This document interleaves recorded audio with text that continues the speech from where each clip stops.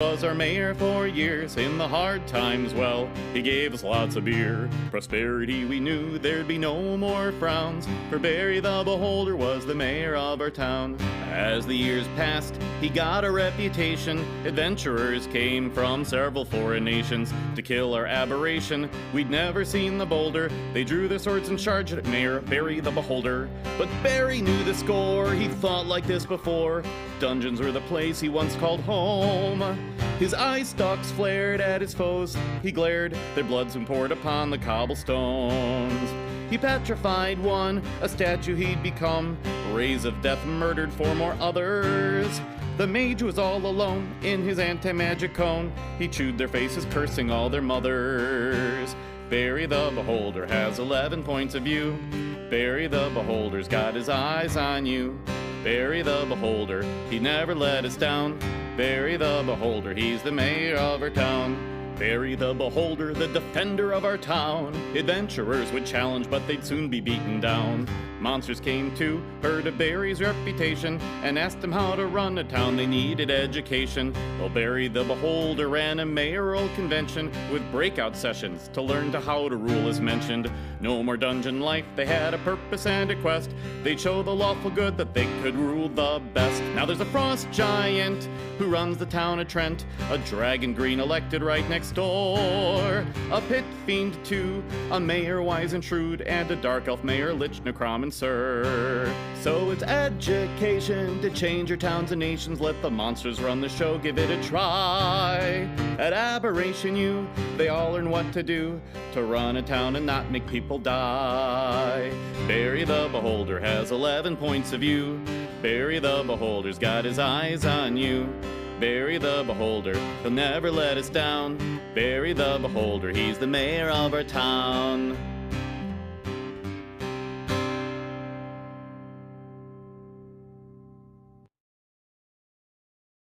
This is the Spellcraft song.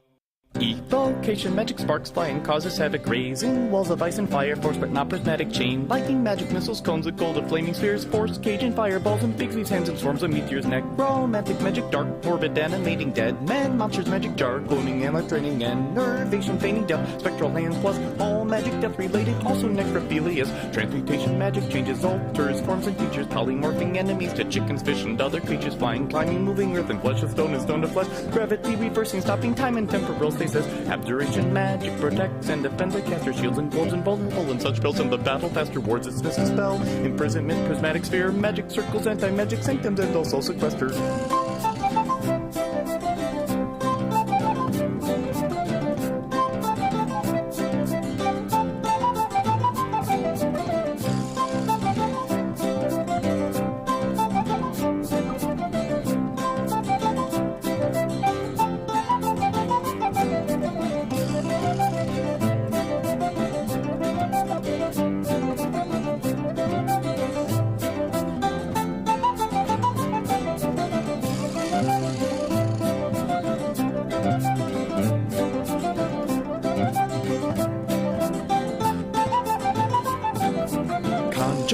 Magic brings monsters fighting for you, cloud kill, teleport and web, swarms of acid arrows phase, doors, stinking cloud and maze, trap the soul gate, plane, shift and wall of stone, and spells that in the end create divination. Magic finds, enhances senses, searches, looks about and does all reconnaissances, read magic, prying eyes and locate object, true strike, scrying legend, lore, identify, and also arcane sight, illusion, magic hides and disguises, and shadow summons, blur, invisibility, and mirror image, misdirection, rainbow pattern, dreaming, seeming nightmares, and there's also fear, scintillating patterns, major image, ghost, sound, weird, enchantment, magic, rages as it dazes, as it charms a person, hypnotizing, sleep imbuing, domination and confusion, feeble-minded heroism, peace and quest and mass suggestion, sanity, antipathy, and laughing, dancing, power, word stunts. This was the Spellcraft song. Library Dungeon Master started D&D at the local library, his favorite RPG. Some parents made a phone call, said that their kids could play, but they had one condition: in the room they'd stay. Library Dungeon Master said, all right, okay, but I have my own condition. You gotta filter what you say. Observing from behind your kids is awkward and strange. But you'll have to leave the room if you interrupt my game. Helicopter, tiger parent 2, bulldozer daddy, mother drone, what's new? Difficult parents, better watch your tone, or it's bye-bye helicopter, tiger, bulldozer, drone. Round 1. Fight! Helicopter parent, or his daughter heated hover. Anxious and erotic, soon became a bother. Overseeing dice rolls, correcting all her math. DM said time to go, you've caused my wrath. Round 2, fight. Tiger mom parent, watch your daughter fighting sadly, and she rolled one and missed. How'd you do so badly? You disgraced our family, embarrassed me so much. Team said, here's $10, go get lunch. Helicopter, tiger parent 2, bulldozer daddy, mother drone, what's new? Difficult parents, better watch your tone, or it's bye-bye helicopter, tiger, bulldozer, drone. Round 3, fight! Bulldozer daddy cleared the way for his son. Battle giants for him to make sure he had fun. Wouldn't let him fail, no hardships would he face. DM said time to go, bulldoze some other place. Round 4, fight. Mother drone parent seemed to be okay. She didn't say much, standing far away. But her son took a hit, insanity drove her. How dare you hurt my son? And she flipped the table over. Helicopter, tiger parent 2, bulldozer daddy, mother drone, what's new? Difficult parents, better watch your tone, or it's bye-bye helicopter, tiger, bulldozer, drone.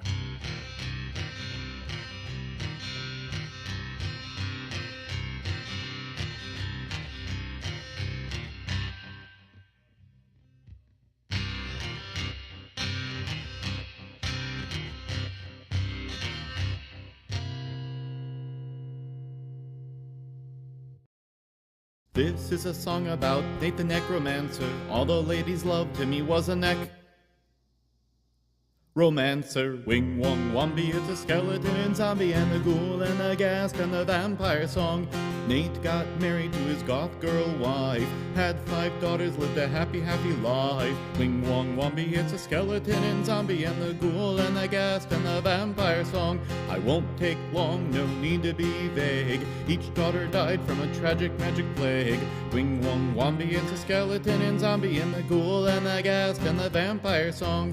Nate's wife said, call Pete the polymorpher. Nate said, I'll handle it, I will raise our daughters. Wing Wong Wombi, it's a skeleton and zombie, ghoul and the ghast and the vampire song.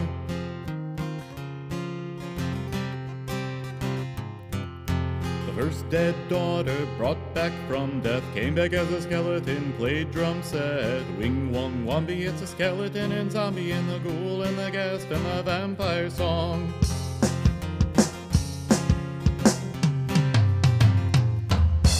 Second dead daughter Nate did raise came back as a zombie, slapping the bass. Wing Wong Wombi, it's a skeleton and zombie and a ghoul and the ghast and the vampire song.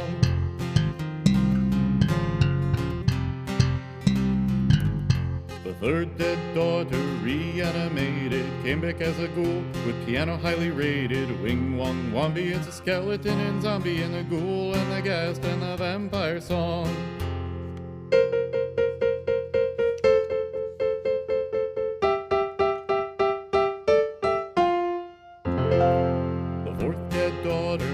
From the dead, gassed on guitar, she could really, really shred. Wing Wong Wombi, it's a skeleton and zombie and the ghoul and the ghast and the vampire song. Nate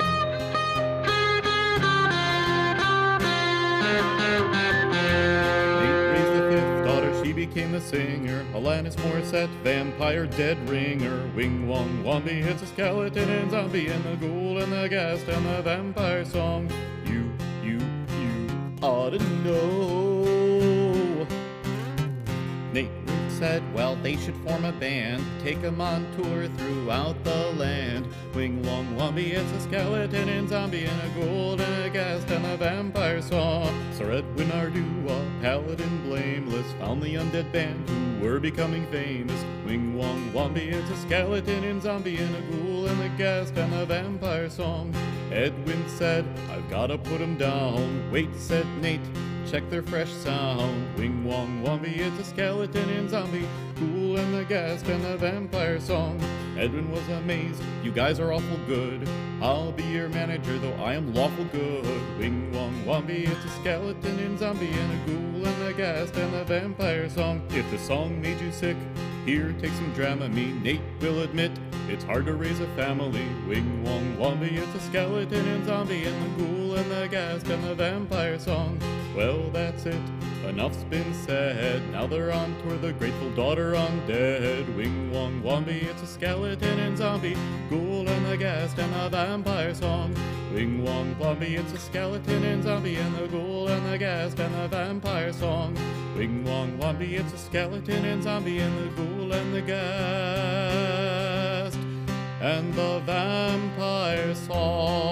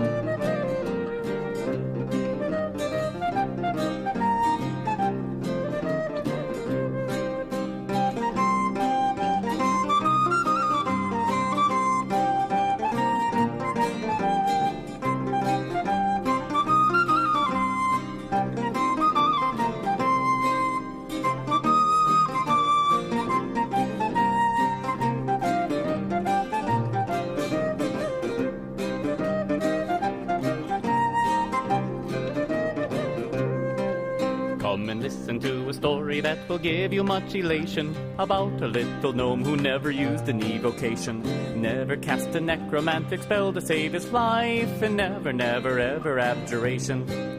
For he was a gnome illusionist from old edition 2, adventuring for years and years. What's a gnome to do? He settled in a town and he took for him a wife, where the whiskey was distilled and ale was brewed.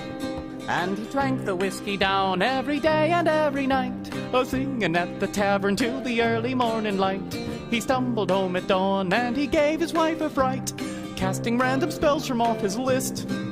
Oh, a glamour audible and a force phantasmal, blurry mirror images, he drove her up the wall. And he always had a little flask of whiskey in his fist, the drunken gnome illusionist. One day when he went out, he heard the people shout, the brewery's destroyed, there'll be no more ale or stout. And also the distillery where all the whiskey's made. The gnome illusionist began to pout. If I ever find the beast that took me whiskey drink, I'll find him, I'll fight him, for he's pushed me to the brink. His wife, she laughed and said, no more drunken gnome parades, now you'll be a sober gnome, I think. No, I won't, says he, as he searched and he sought, dusting off spell books that all but time forgot. Realized that he was higher level than he thought, recalling all the spells that he had missed. Improved invisibility and monster shadowy, permanent and powerful illusions they can see. And he studied with a little flask of whiskey in his fist, the drunken gnome illusionist. He followed forth the trail of every broken brewery wagon, and met some whiskey dealers who were standing and a-bragging. They said they saw what broke their whiskey still the other night. 'Tis no lie, we tell ya, it's a dragon. Was it black? Was it red? Was it green or white or blue? We couldn't really tell, but it took a cask or two. It's living in a cave down by the river out of sight. What's a drunken gnome like you are gonna do? The drunken gnome illusionist, he had it to the cave. All right, adventurers, welcome back for another episode of... I almost said the wrong show. Welcome back to episode 2 of Class Trip. Now, before we jump in completely, I would like to acknowledge something that got skipped over last week because it was right at the end. We did get a lovely, generous tip from somebody that will show up on the screen when we go in. I can't find it now. Hey, Puck, take it away. Absolutely. Good evening, students. Your announcements for today, beginning with attendance. David Mason, Skylar, Wanderer Jiren, Cretus, James Marte, Ryle Grimrick, Larissa Quill, Grilka, Axel, and Alexis Fernan. Please let me know that you are here in the chat. Further announcements. We had a wonderful guest, Cammy Cat, join us on the Sunday show. If you missed that episode, you can watch it right here on the YouTubes. She came in as another fellow druid and assisted Kashana. It was very heartwarming. It was very nice. You should check it out. But after this show. Also, after today's show, on Friday, you can join us once again for Ladies' Night. If you are into Fire Emblem, scoot on over to our sister channel, Mom's Trash Bin, where you can watch me play through Fire Emblem Three Houses and get dragged by two women getting wine drunk in the evening. It's a really fun experience. What, Dipper Schmear is and there Catherine? with me. I mean, a little bit.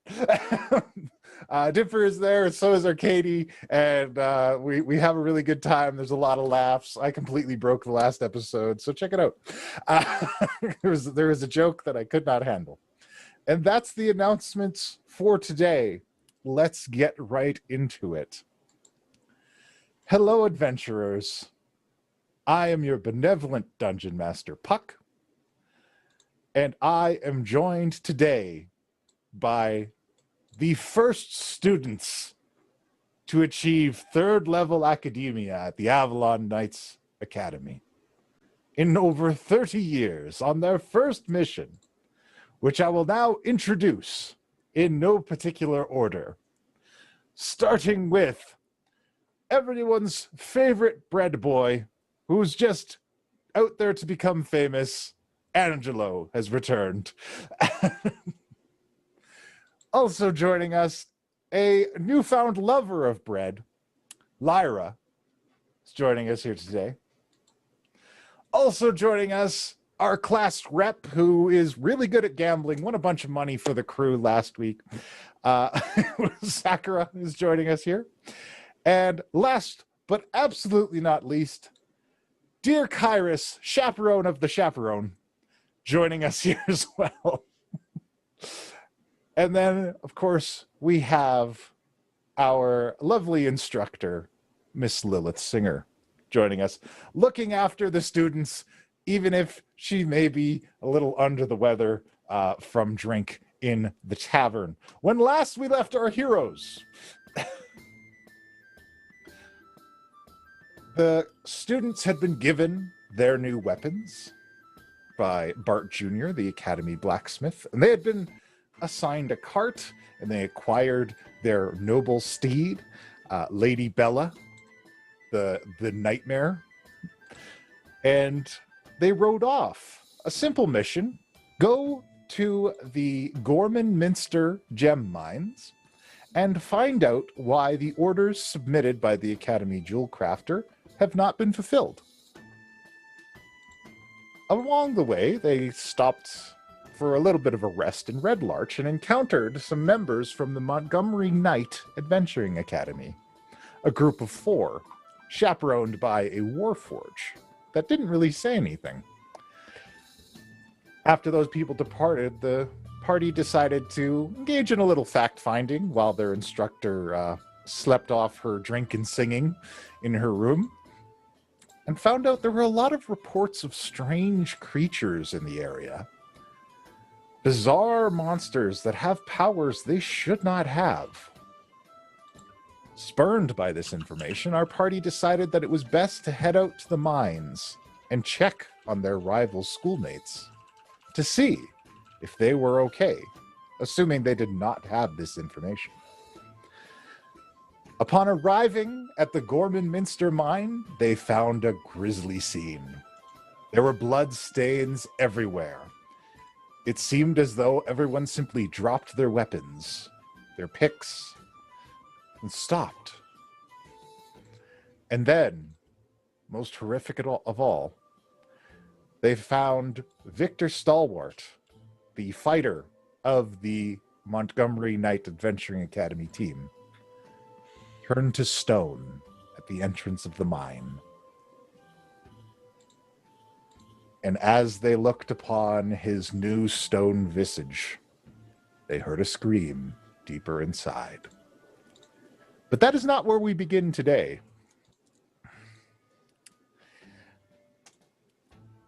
Lilith Singer, up in your room. Miss! No. Miss! Go away. Those kids you were traveling with, What about them? they left. Dun, dun, dun, dun, dun, dun, dun, dun. Opens the door. Thaumaturgy. What?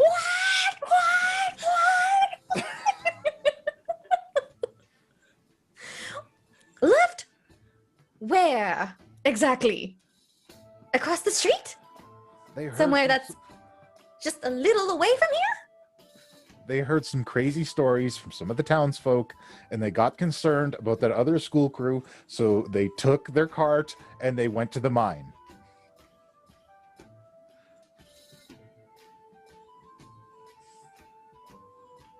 When? Well, I didn't notice they were gone until I closed up, but I asked some of the other folks and they overheard them saying it. So they left almost a little over an hour or two ago.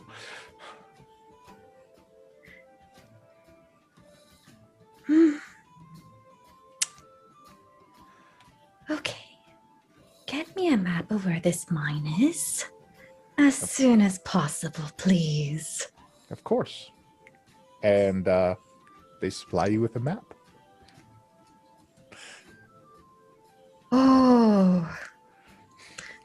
Oh, if they're not in trouble there, they're gonna be in trouble soon.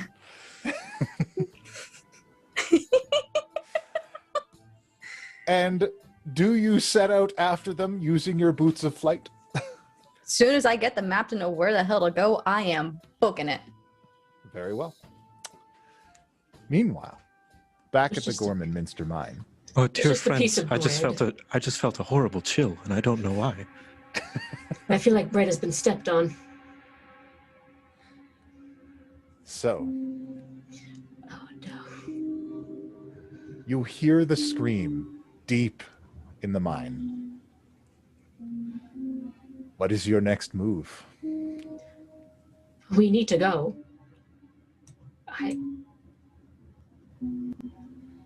We need to strategize. Whatever's in there clearly has quite the bit of power to be able to turn even a strong lad such as Victor into stone so quickly. Yes, but we can't wait too long. Something's already happening. I can scout ahead, and I can see what is there.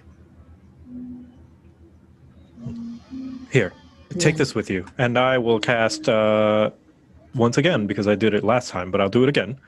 All right. Protection from evil and good Very well. on Sakura, Excellent. since I assume she's going to be taking the lead.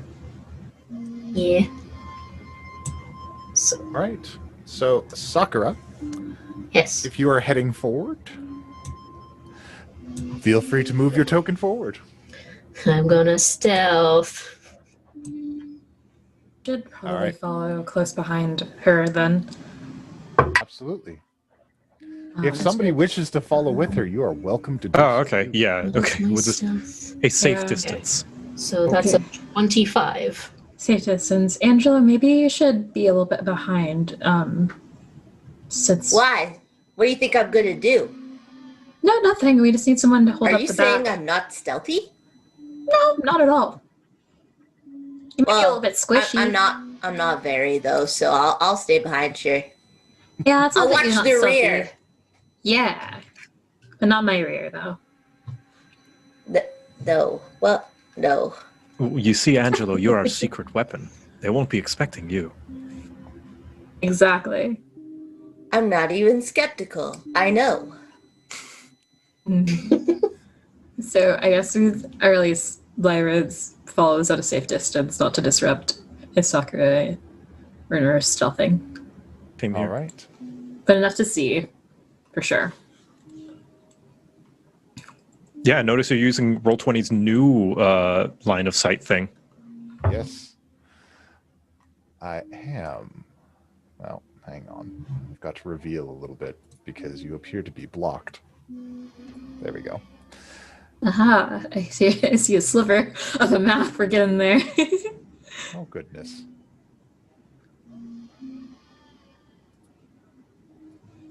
Oh man, There we now I go. kind of feel a little bit bad about,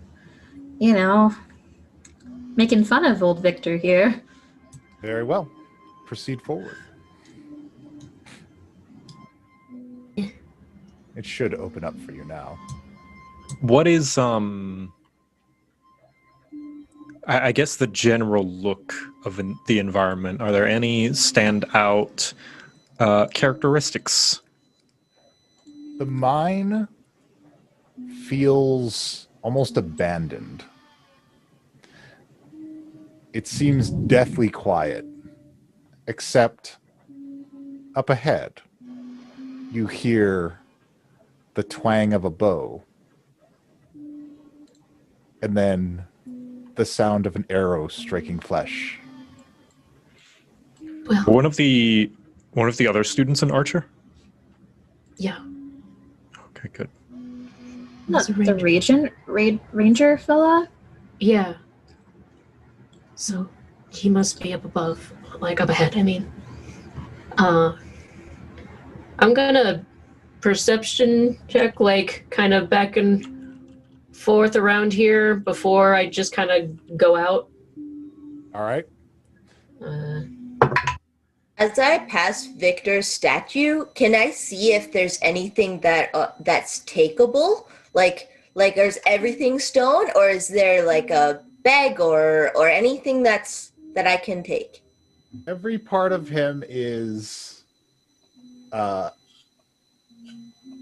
bit like it's all stone. There's nothing you can take off. Oh, geez. My bad. There's nothing you can take off of him. Okay. No loose weapons or anything. It's all stone. Yeah, it's all stone. Okie dokie. I got a 7. All right. So with a 7 perception, the only thing you notice in your immediate vicinity is you notice the stone form of Lily, the halfling rogue, Oh. off no. to the side. Right here. Someone else got petrified. Lily. But the sounds Then means you- that somebody isn't. Hopefully. Yes, we should continue forward and trying to Yes. find them. We need to go. Okay. Up ahead. You hear the sounds of footprints running towards you, and out of the darkness into your sight, Marla Oh, runs Marla. into view. She is wounded, her fine dress cut to tatters, and she is bleeding from her stomach. Ooh, I will quickly go and tend to aid. I study her. She shouts, "Get out of here!" through gritted teeth as she attempts to compose herself. And ahead, as it comes into view with your dark vision, you can see the silhouette of Bill Turner. Oh no. What's he doing? Standing perfectly still. Oh no.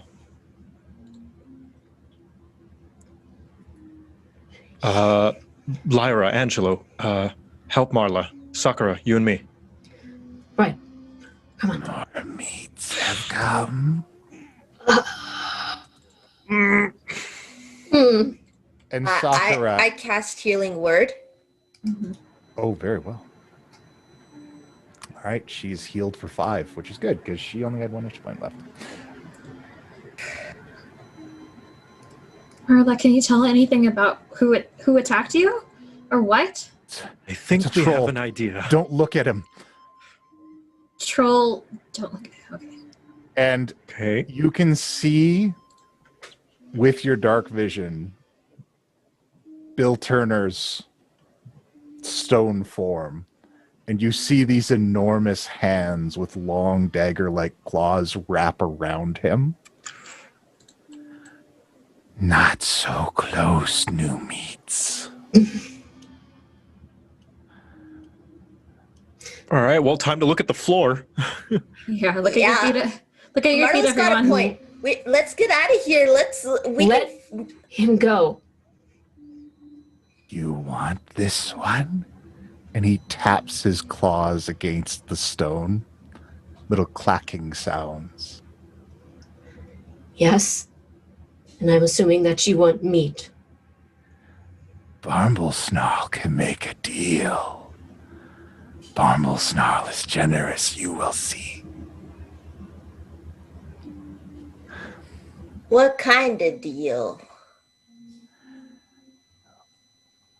You come to hurt Barmblesnarl in his home. Just like the other ones. Just like this one. And he What makes you clacks think his- that? Your sharp weapons. Oh, Maybe they're if for you didn't- protection. If you didn't hurt people in the first place, then adventurers wouldn't have come over. They always come. But I will make you a deal. And he grips a little tighter around Bill. What is the deal? Maybe you fight Barmblesnark. Maybe you win. Maybe you lose. But if you do, I do not think you can stop your friend from becoming rabble. But maybe What do you have- you want to be heroes. And what do you have to gain from this troll? I have a pile of tasty meat. The hard meat is no good. When I look, it turns hard and I can't eat. But the other ones were soft. They don't fight. Don't have to turn them hard. I just want those. So you leave Barmblesnarl to his home. But then you can have the hard ones. 3 hard ones. Is good trade, yes. And I will take the elf meat. It is wounded. There are worse things out at night than Barmblesnark. What if we find something, a way to help you not turn meat into stone when you look at them? I do not trust you. But You have no reason not to trust us. Barmblesnark has reasons. They said they would make me strong. They'd make me starve. Who are they? I tire of this conversation. Give me the elf meat. Then you save 3. No one has to know. He's a good deal. It's not a good deal if you can't tell us how to make them not stone anymore. You are smart meat. You can figure it out. Well, someone did this to you. So how about we do something about the people that did this to you? Dead. Can you kill ghosts? I've heard of ways. I'm sure a little bit of divine magic could help out. And it does not interest Barmblesnark. Barmblesnark interested in elf meat. Dwarf meat is too stringy. Could I ask a question at the cost of it being a little bit less dramatic? But Sakura has been saying some reasonable things. Would she have been able to make any sort of persuasive roll? Unless you've been doing that behind the DM screen. Look, if she would like to make a persuasion, make an argument and make a persuasion roll if you so desire. My argument is that this is an elf, and her fine clothes do not show what she truly has.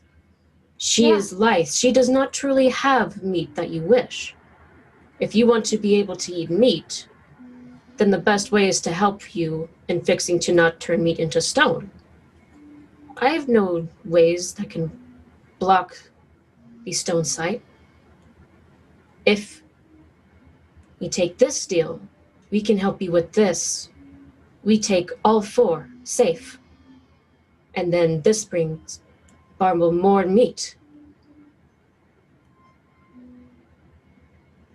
All right, let's see that persuasion roll.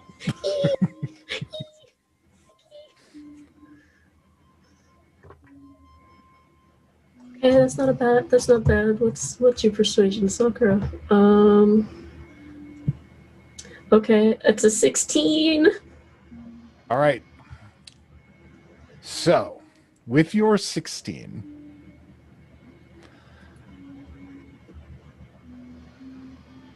oh man, he really wants that elf meat. She just getting more meat. Can I give advantage in some way? Can I say, think of how much more meat you could have if, I've heard this thing where you teach never mind. You can have more meat in the long run if we can fix you now. It's a good idea. It's a good deal. In the darkness, you can see his massive hands flexing in grip around the form of Bill. 1 for 3 is a good deal. The elf meat is the best meat. All trolls know this. Careful, creature. Any tighter, and you may get your wish for a fight, as much as we hate to do it. Ooh, be careful, horned meat. I'm carefully, putting hand on my rapier. If you do not take this deal, then we can take the first challenge that you ushered.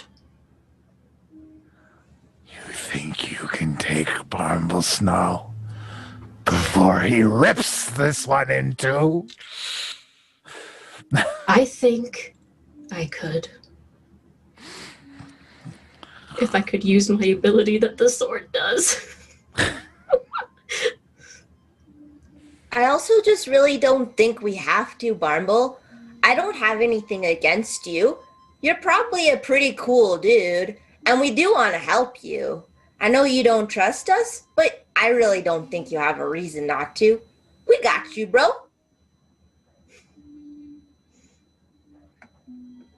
Are you making a persuasion check also, Angelo? Sure, I can do that. All right. And while he does, I'm going to just pay as close attention to him, Barmble Snarl, as much as I can without looking at his face, just his hands on the ranger. And if he makes any sudden movements, I want to cast command. All right. And I'd like to do the same, but in preparation, cast a wall of woods in between Barnbull and Bill Turner. Okay. Meanwhile, I want to try to do that thing that my sword does, where if that tried to do an attacky on Bill, I want to get in the way of it. You want to get in the way of the attacky and do that. Yeah, with the sword, the ability. Okay. Has, so. So a couple My things persuasion happened. was really good. It was 21. Yes, it was.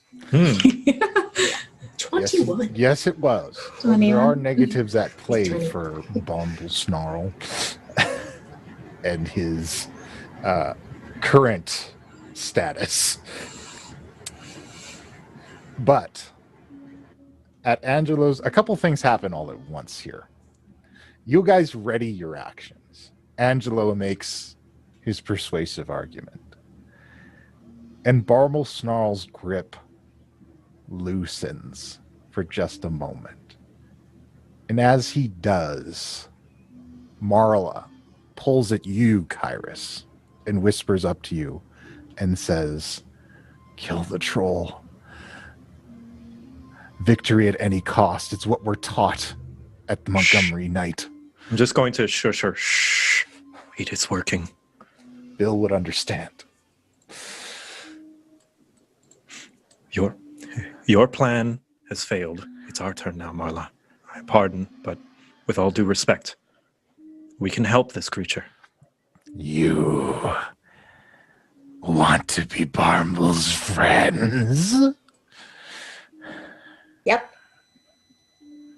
Then give Barnbull the elf meat. Friends give each other gifts. Mm-hmm. I will give you this gift. As he kind of presents. With all due respect, Bumble, you kind of took those from us to begin with. You can't give us gifts we already have. But They I were could not give you... yours. They are mine. Can I try offering, with my eyes closed, my rations? Get some food.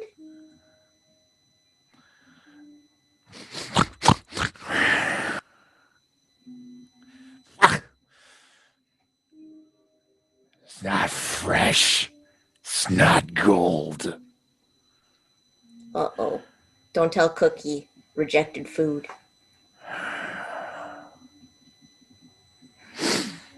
I want to whisper to the rest of the classmates, be like, guys, this is going in circles. I do not think that this is going to be a good thing. I pull out my sword. All right. Class rep, may Yes. I? Proceed.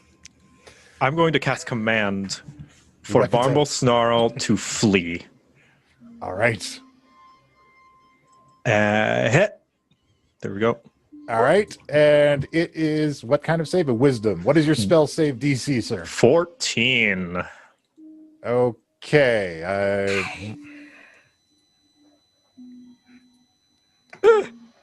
Ooh. All right. You got a 4. Okay. And he runs into the darkness.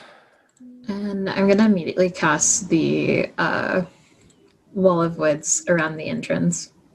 All right. Grabs Bill. Yep. All right, everyone, let's go. Can I draw? Let's go. I would say like right here. That way we can be like, okay, absolutely. yeah. So yeah, okay, we need to get these people out of here right now. Yeah. Okay. Who can carry who? That's a good I will- question. I will carry Bill. You hear in the echoes of the cave. We need to go. Okay, yeah, I grab Let's Bill. go. I'm pretty strong. I grab Bill. I just like carry him out. Okay, I'll go grab Victor. I'll Lyra's get gonna Lily. turn into a direwolf and just offer to put everyone else on her back. All Ooh. right. I'll Good put idea. Marla up on your back so she's injured, and then I'll go run down to get Victor. Yep. All right. That legitimately startled me. Yeah, I did. Me too. I was like, Yeah, let's drag him as far away from this entrance as we can. All right. goodbye. I can't move the other tokens, but I'm taking Lily. All right. I'll move Lily out. Freaking. I'm gonna unload right here. Lady Nightmare, rev up your fire! Where are we putting them? Let's buy these oh geez, I don't Behind know. the rock? I think If we're here's expecting a to fight it? reasonable distance. Or beside Lady Nightmare.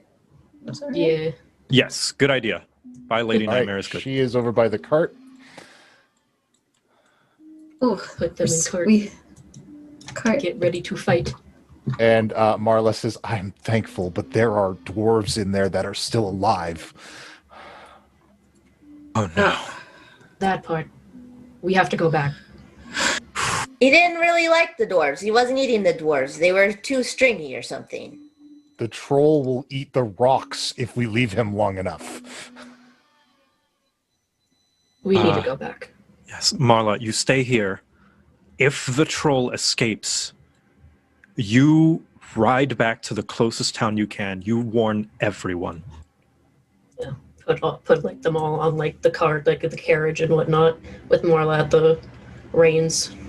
Yeah. I think Marla should go get help now. Probably. Yeah? Perhaps Agreed. there's something I can give to you. Which one of you has the lowest armor?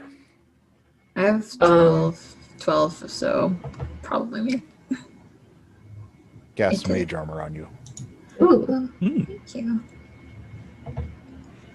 Okay. Nice. Go. What is my dex? +1? Okay, that we'll take it.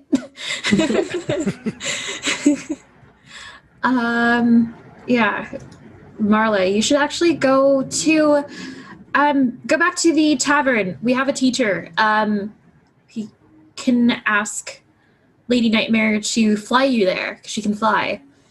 And I'm just gonna like undo the cart restraints on Lady Nightmare and help Marla up. She says, I thank you, but I shouldn't leave them. You're not leaving them per se, but going for extra help, reinforcements, and then you can come back. We'll keep them Oh. safe. I'll be okay. I promise. And she casts a spell on herself, and 3 other versions of herself appear around her. Smart. And then they all look at you and they say, we will be fine. All right, if you insist. Let's go take down a troll. Let's. Echoes out of the cave. Oh. Here we go. Come on. Okay. Hey, Does anybody have any thoughts on how we can handle the not looking at him part? Well, staring Aim at the for the floor eyes. seems to be good. And you hear the thumping as he's tearing his way slowly through the webs. Oh. If we stay by the mouth of the cave, soon he'll come rushing out. We could ambush him as soon as he comes out. Aim for the eyes. Yeah. Good idea. Yep. I'm gonna prepare an attack. You know, Sakura, Yes? when we were assigned, told that we were going to come out and have our first assignment, I was hoping that it would be something less life-threatening. I heard from my parents that always, even an average day where you don't plan anything can turn deadly in a second. So, I really shouldn't have told Cookie I'd survive this to get a sandwich named after me. Whoops. you will survive this. I'll make sure of it. All of us will.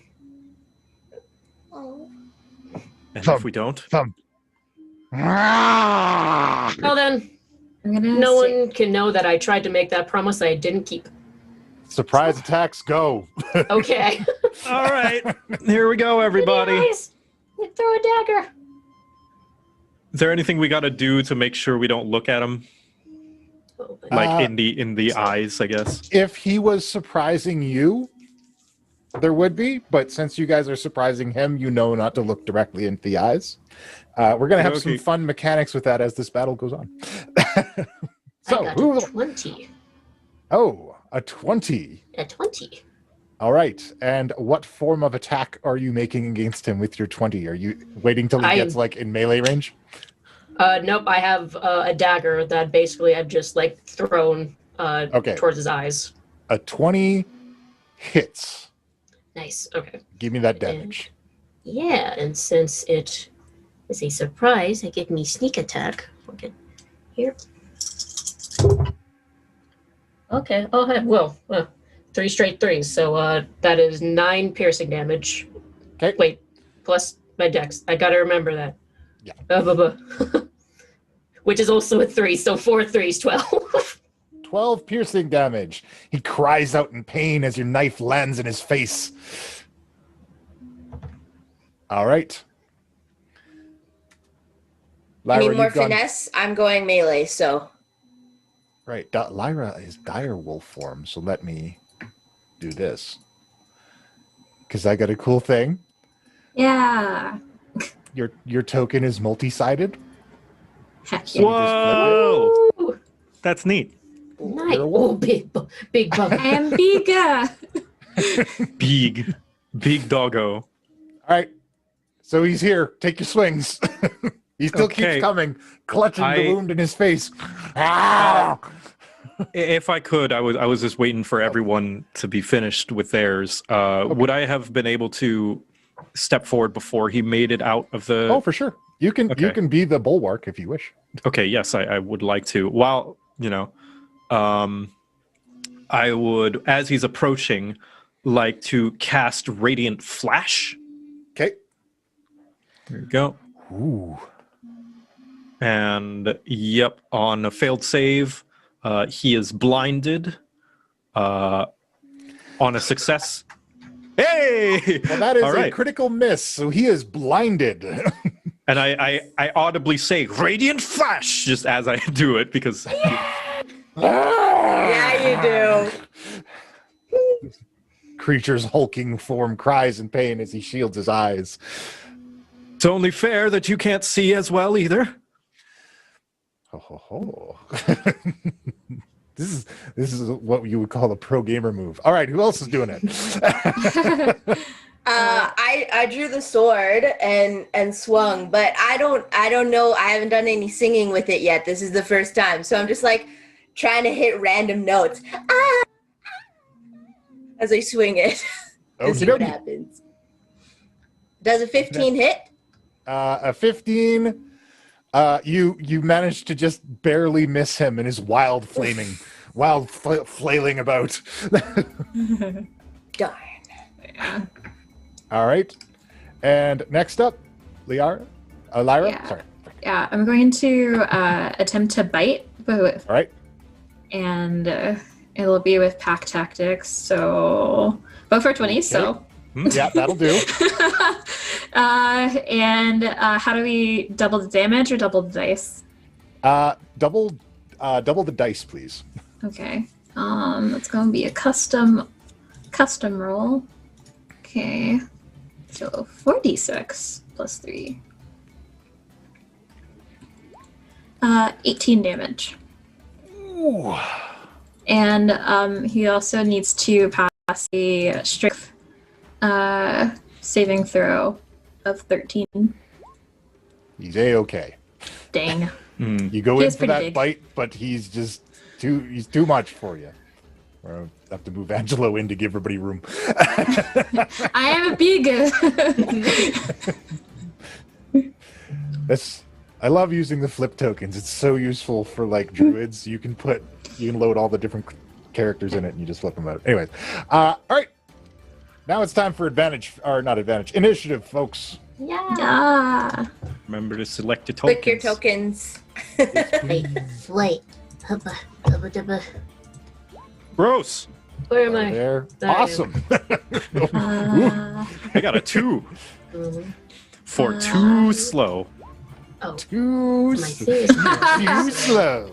I got a 4 for similarly slow. Oh, awesome. You guys are all way down there. Cool. We were already too cool.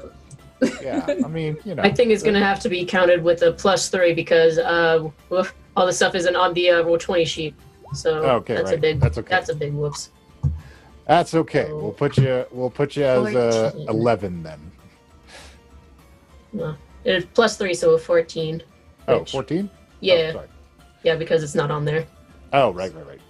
Oh, are you using D&D Beyond? I forgot. Factored it in. I went to Roll20. I forgot the D&D Beyond's link to it. My bad. Yeah. Oh, that's Whoopsie. Technology. factored in. But all right, so 14 is good. That puts you right up there with Angelo. We're matching. So, Angelo, Sakura, who wants to go first? I'll let you guys pick. Well, I'm pretty grumpy that my sword didn't work the first time, so I'm gonna try again. Hey, There you hey, go. ho, Alphabetical ho, order. trolley man has got to go, and I'm gonna try and stab. All right, 18 this time. that is a good stab.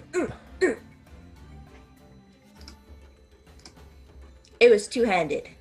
All right, with a two-handed swing, you come in with a whopping 17 total damage as the wave of your song ripples through his rubbery flesh. Hate this one most of all. We could have been friends. Next up, we've got Angelo, or Sakura, sorry. It's me. I'm gonna just shimmy, like, ninja jump my way, like, Oh yeah, the you corners if you around do here. some ninja stuff and like wall run around him. Go for it.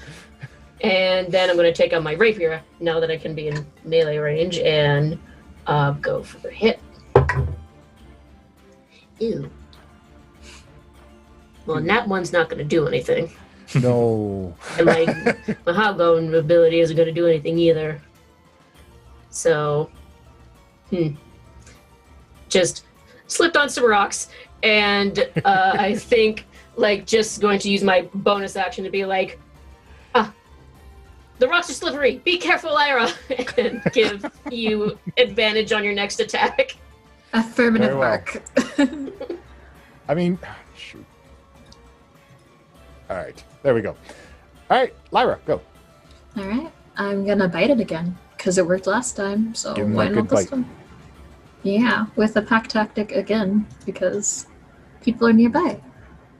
Oh no! All my luck Roll. was the other time, so it's Roll 9 another. and 10. Roll another because you have advantage on one attack. Yeah, I already did advantage though. Yeah, Oh, Oh, they I don't don't- stack, do they? yeah, you don't get like double Oh. advantage.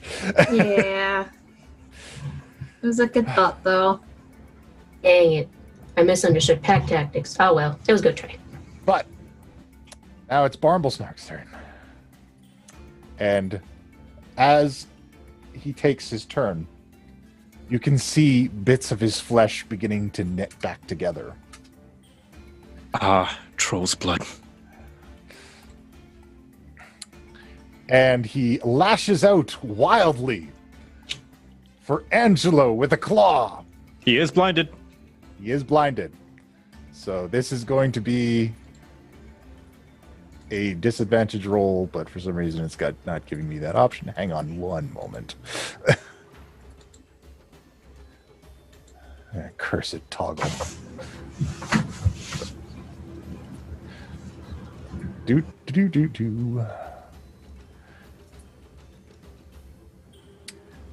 Toggle. And go there. Okay. Claws. First swing is a 15 and a 9 for the low end. Nope. All right. Miss. Next one comes wildly for Kyrus. Hold my shield stalwart. Ooh. Ooh. That's Yeah, a that hits. 23 on the low end. Hits you for 9 slashing damage. That's going to sting. And then he bites wildly at the air in the direction of Lairah. 14 on the low end. Blocked. Thanks to the help. Oh, actually, it just hits. I'm sorry. Oh, right, because you're a wolf now. With that, I would like to hold out my shield and intercept that hit. Very well. You hold out indecision, and the metal ripples inside, scattering in cubes, blocking the attack from your ally. Okay, and that will reduce it by 7 because it is a D10 plus my proficiency bonus. Oh, excellent. Oh, that's another thing. What I was thinking. All right, reduced it by 10. Yeah, definitely doesn't hit then. Oh, just like a ping, just off of the shield. Yeah. Oh, no, you don't. Quatang! All right, Kairos, your rebuttal. Okay. I will attack with decision, just a basic attack for now. All right. Oh. I've got Swing and a miss. shaky hands. That's a crit failure, that is. Oh, All right. Whew. Just try Unable not to look at him. find purchase on this behemoth of a troll. Yeah, We're and back up. Oh, is there anything else I can do? Nope, that'll be it. All right. Sakura? I'm gonna try to go at it again with my rapier. All right. Okay, that's better. So that's what was the bonus for the rapier again? 6. So that's 17. All right. 17. That is a hit. Okay. Cool. Okay, so 8, and I have my friends near, so I'll go to sneak attack. Sneaky, stabby. Easy. I just keep on rolling 3s tonight, but at least that's not that. 2. Hey, 3s are better than 1s. That's true, but one of them's a 2, so 5. Oh boy. It's still 11 damage. All right. So And takes that 11. At 11, and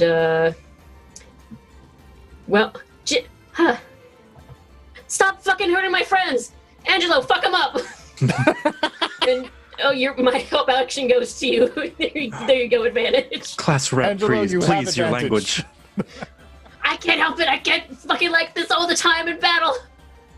Well, the advantage definitely changes my mind. I was gonna do something else, but the sword is just so cool, and your advantage helps me so much that I'm gonna try again with my sword. And I saw what it did before, and it gives me like so much excitement. And now I'm just thinking, what are some other cool tunes?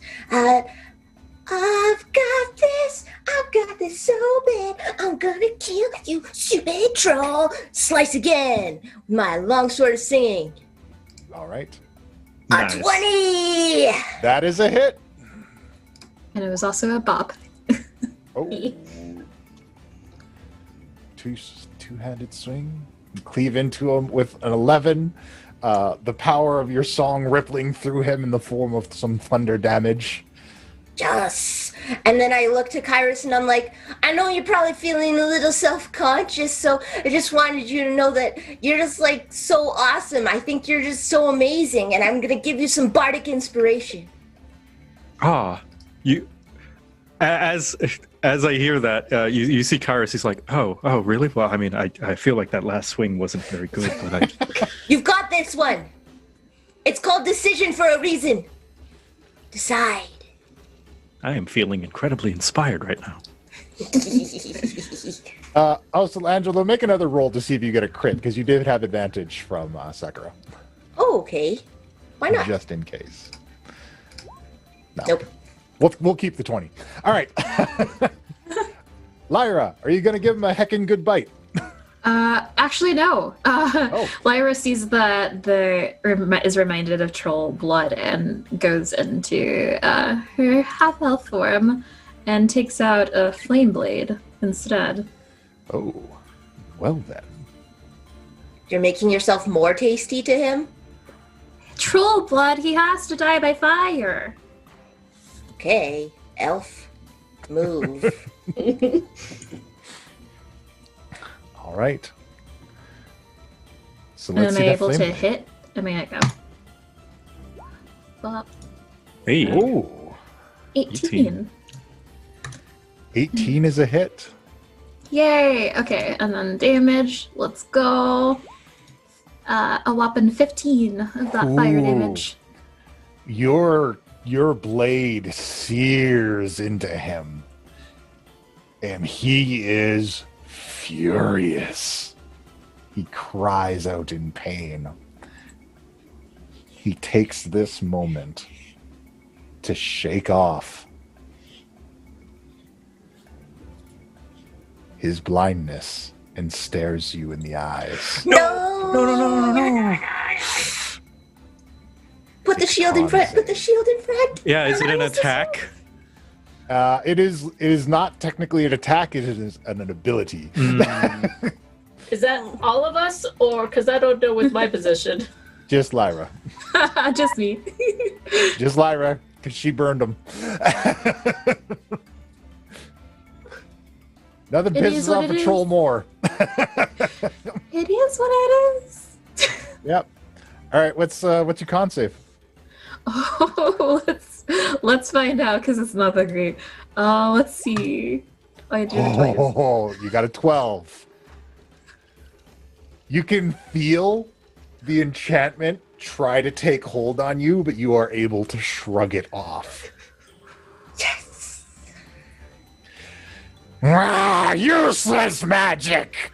And then he continues to swing at I you, feel. Lyra, Yay. because you burned him, and he doesn't like that.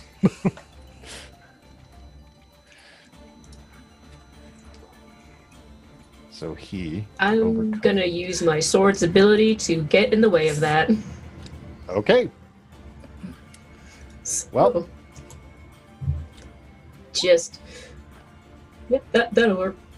All right. Just glove the sword and then suddenly just dashes forward and pushes Lyra behind me and takes the hit for her. All right. You intercept that attack. Whew. I could have died.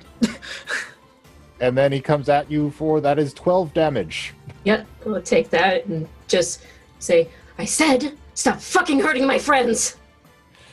And I'll hurt you instead. He comes at you with another claw. Cool. I'm gonna intercept that as well. Hey, fuck. Okay. Well, Oh no. Oh that's 3. Well, it's 3. Reduce 3. So, Okay, so Can that's you use your bardic inspiration? I don't know that it works on. Does it work on? I don't know if it works for Okay. this. Yeah, I no, tried. I don't think so. Damage or, yeah. This is just reducing the damage that Sakura Yeah. takes. It's Okay. okay, it's still something. Cool. Well, the damage is going to be reduced by 4, was it? 3. Oh, 3.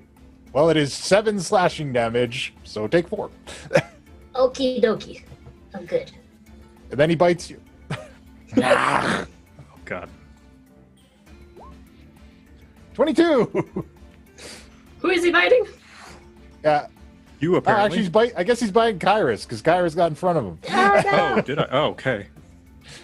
All right. Yeah, that hits. All right, Kyrus. That is 6 piercing damage as the troll's fangs sink into you. And it is at this point that Lilith Singer, Oh no. wreathed in infernal flames of anger, arrives at the entrance of the cave. Ah, Professor. Oh. Hey, girl, no, hey. Professor. Oh gosh, Professor. Before anything happens, if I see that the troll's attacking them, if I get a surprise attack, to shoot the troll with my bow and arrow. You are welcome to do so, madam. And you may do so with advantage because you are surprising him. He does not know you are there. Yeah, 150 feet range. I love the arrow. All right. Let's see if it's Quick, impressive, though. Duck. You said advantage, right? Ooh. Yep. Let's see if you crit. All right. You do. Holy shit. So, Hey. Something roll cool 20. happens when the Lilith Singer crits with her bow. Oh. Let me paint the scene. In the midst of this battle, your friendship shining through, protecting each other from this troll. Your instructor arrives, wreathed in fertile flames of anger, draws her bow, and with a flash of green magical light as the arrow sails over your heads, it morphs in streams of light into the head of a green dragon. That when the arrow strikes, its jaws clamp around this troll, tearing its entire top half off.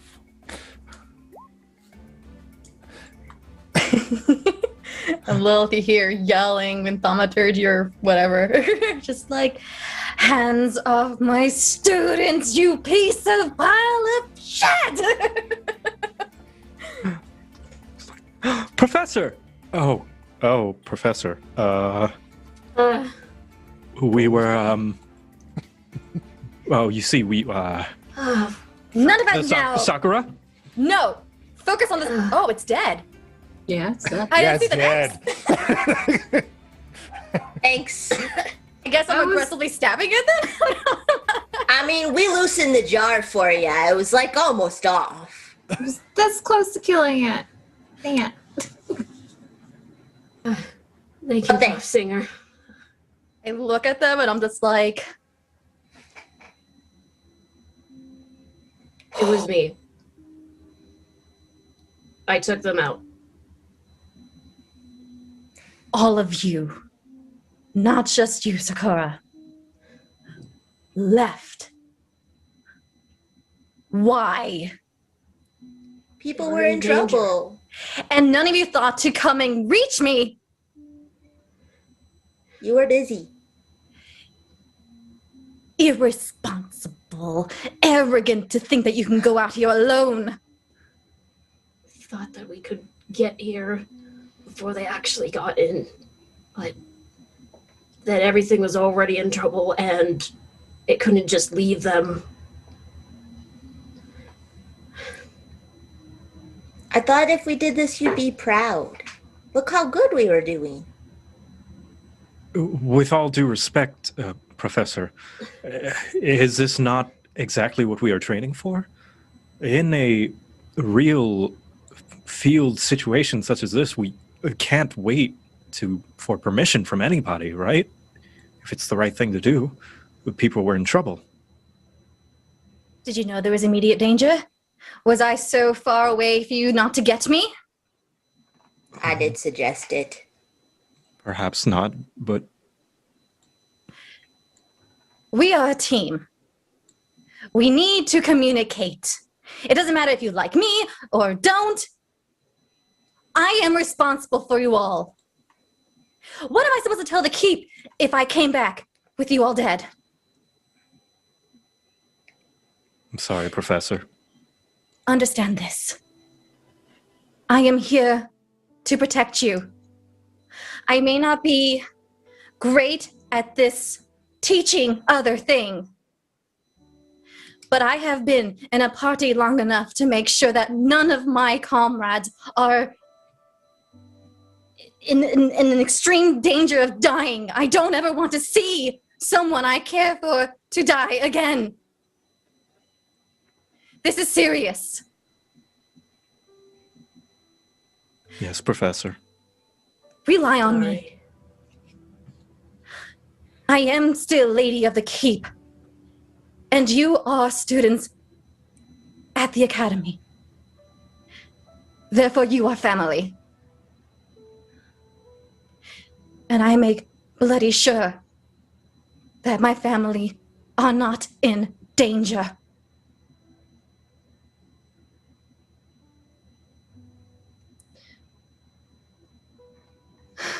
I'm looking solemnly over at Marla to see if she has anything to say.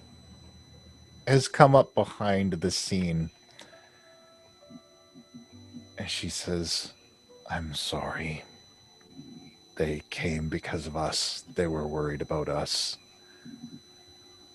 We were too weak for the task. And they saved us. Well, they saved me. They got my friends out. And she gestures to the 3 statues that you recognize as the other students of the Montgomery Knight Adventuring Academy.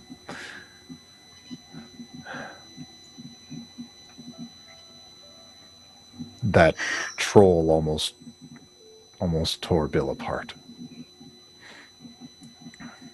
We did the best we could, Prof. Singer. I know we should have gone back for you, but maybe we would have lost these people. You're right. We still should have waken you up as soon as we learned. To their defense, they really did try to go a diplomatic route and not to engage. But the troll left us with no choice. And we almost sent Lady Nightmare after you. We also sent Marla as soon as we could. Someone to come get help. We thought we did everything right. Go. No, you're not going to go on your own.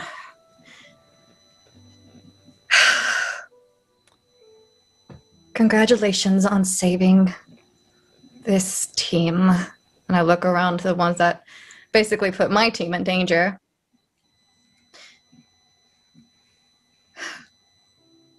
Lessons to be learned. Good if job. we may. Oh, thank you, Professor. If we may, Marla, you mentioned that there are more in the mines, yes? Yes. What? We were ambushed. When we saw them, it was all of the miners. Some of them are dead already, but the rest, they're asleep and they won't wake up. Is this your mission? We were just supposed to investigate the mine. Besides this troll, do you have any other information you wish to share? As we didn't get any information, it was just to investigate the mine. That was all we were asked to do. And then you hear from the back, and they have failed. As I was out of wondering. the darkness steps the Warforged, better known as CT5.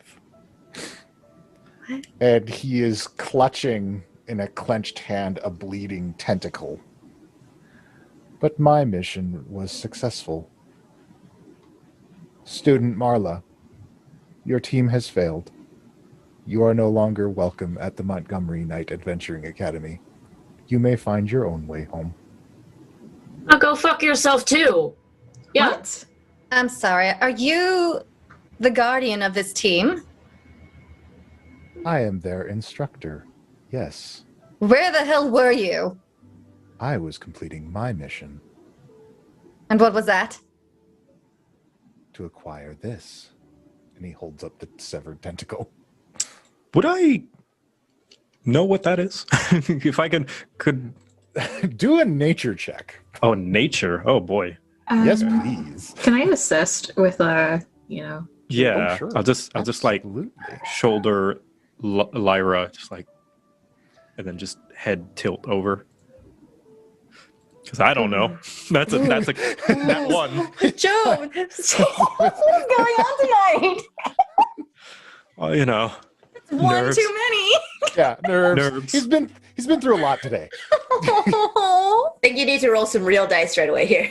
I guess I'll roll too. That turns out I don't know either. Could be a lot of different things. We're a little bit traumatized. Oh, Prof. Singer, do we have room in our school for another recruit? Yeah, we know a better school than fucking Macaw, so. Yes. The Warforged expressionlessly walks off into the night, dragging the tentacle, presumably headed back to the Montgomery Knight Adventuring Academy. D&D version of flipping the bird. That guy as he walks away. What did I tell you? They're cruel. Thaumaturgy to the Warforged. You're a disgrace for adventurers that are in teams! I find you again out there with another team, I'll make bloody sure you're not in charge of them! Do you hear me? There is no response from this cold, callous creature. No, of course not. I'm gonna approach Marla and just be like, "Are you all right? Do you want to come with us?" Marla is attempting to keep herself composed. Come on. We need to get them help. I don't know what I'm going to tell my family. You'll help them. You will. Of course, yeah. I don't know how, but we want to for sure. Some cleric magic, maybe. Yes. You said there were... If you know a cleric that knows the restore spell, it should bring them back to normal. We have clerics back at the keep. Can put them in the cart and take them back to our... Yes. May They need attention. I come with you? I take out my school pamphlet and I just like hold it out to her. You are already welcome. Thank you. I start loading them onto the cart. And you said there was others in the cave? Oh no, this is it. Troll was keeping them together. I would prefer to not have to go back in. You're not going back in. Okay, thank you. I'm gonna help Marla to the cart. Hey, Kairos. Yes. Sorry, but do you think that you can heal me up a bit? Garrison, you gotta heal or something. Of course, class rep. How And does I'm everyone gonna- look? Okay. I love that Sakura's just been like holding her composure the entire time. I'm just holding my bleeding. I'm just like, A And true now- hero. I'm Birdie. I'll use my lay on hands. I'll give you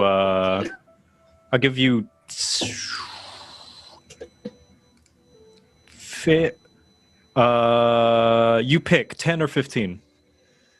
I'll take 10. I'll give you 10. All right, I'll give her 10.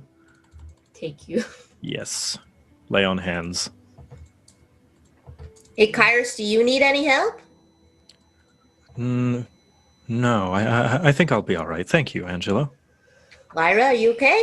Yeah, I'm fine, shockingly enough. Though Angelo, I think perhaps Marla could use some of your assistance. Some more healing word? I got you, girl. Well, never mind. How is everyone looking Wait, in general? Everyone looks roughed up? I look a little, but I'm fine. I can hold out. I can handle Okay. maybe 2 or 3 trolls. Okay. I'm gonna go ahead and sing Oh, and just be like, heal thy wounds, please. Don't let them look weak. And basically everyone's gonna have 8 temporary HP. sick. Nice. Right. Wait, Kairos, I missed you. Was it a joke that you were Oh. trying to tell? I was just, well, I'm not very good at socializing, but you seem to have, I don't know, you back at the inn, you were talking, I was trying to be encouraging. Sorry. I shouldn't no, have it's overstepped good. my boundaries. Not at all, bro. I think she already has a thing for me since I healed her the first time. Now I saved her life. Isn't that right, Marla? Saying this all in front of her. She's like loading her friends that are turned to stone into the I back just of the car. pinched my nose. Oh no, I was hoping that you would. Oh, that's Will you lot help Very- assist her with the friend thing that are yes. stones? I'll I do already that. was. I was already loading, y'all. By Oh. the way, Prof. Singer, Mm. I'm sorry that we left and that we made you so concerned. And thank you for considering us part of your family.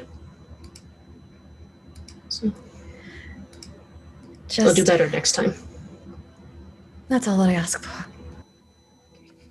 Stay safe. Stay alive. No one dies on my watch. For what it's worth, I honestly didn't think you cared. I'm glad to know you do. Well, I don't like to show it. okay, these should be nice and secure. Well then, Professor, if with your permission, may we head into the cave then and find any further survivors? What do you say? You all lot ready to go for round 2? Mm-hmm. Yes. Yes. And this time with our prop singer. I'll do everything in my power to make sure that everyone's okay. All right, then. And does anyone know what the bloody hell that Warforged was holding in its hand? It looked disgusting. No idea. You, Marley, Marla. Millie? She's in the car. Marla. Do you know what that mission was about? Oh, he never told us anything about it. Yeah, what an asshole. Okay, let's go. Okay. So, as you guys move past the corpse of the troll, I would like perception checks, please. Oh, don't. Loot it. Don't. Loot it. Loot Don't. it. All right. Wait. Guess I got 15. the 18. adrenaline. 20. 5. Well, Nice. All right. So, Lairah, Kyrus, as you're moving past the troll, you can tell that it's got a lot of weird scars. Why don't I investigate further and see what they are?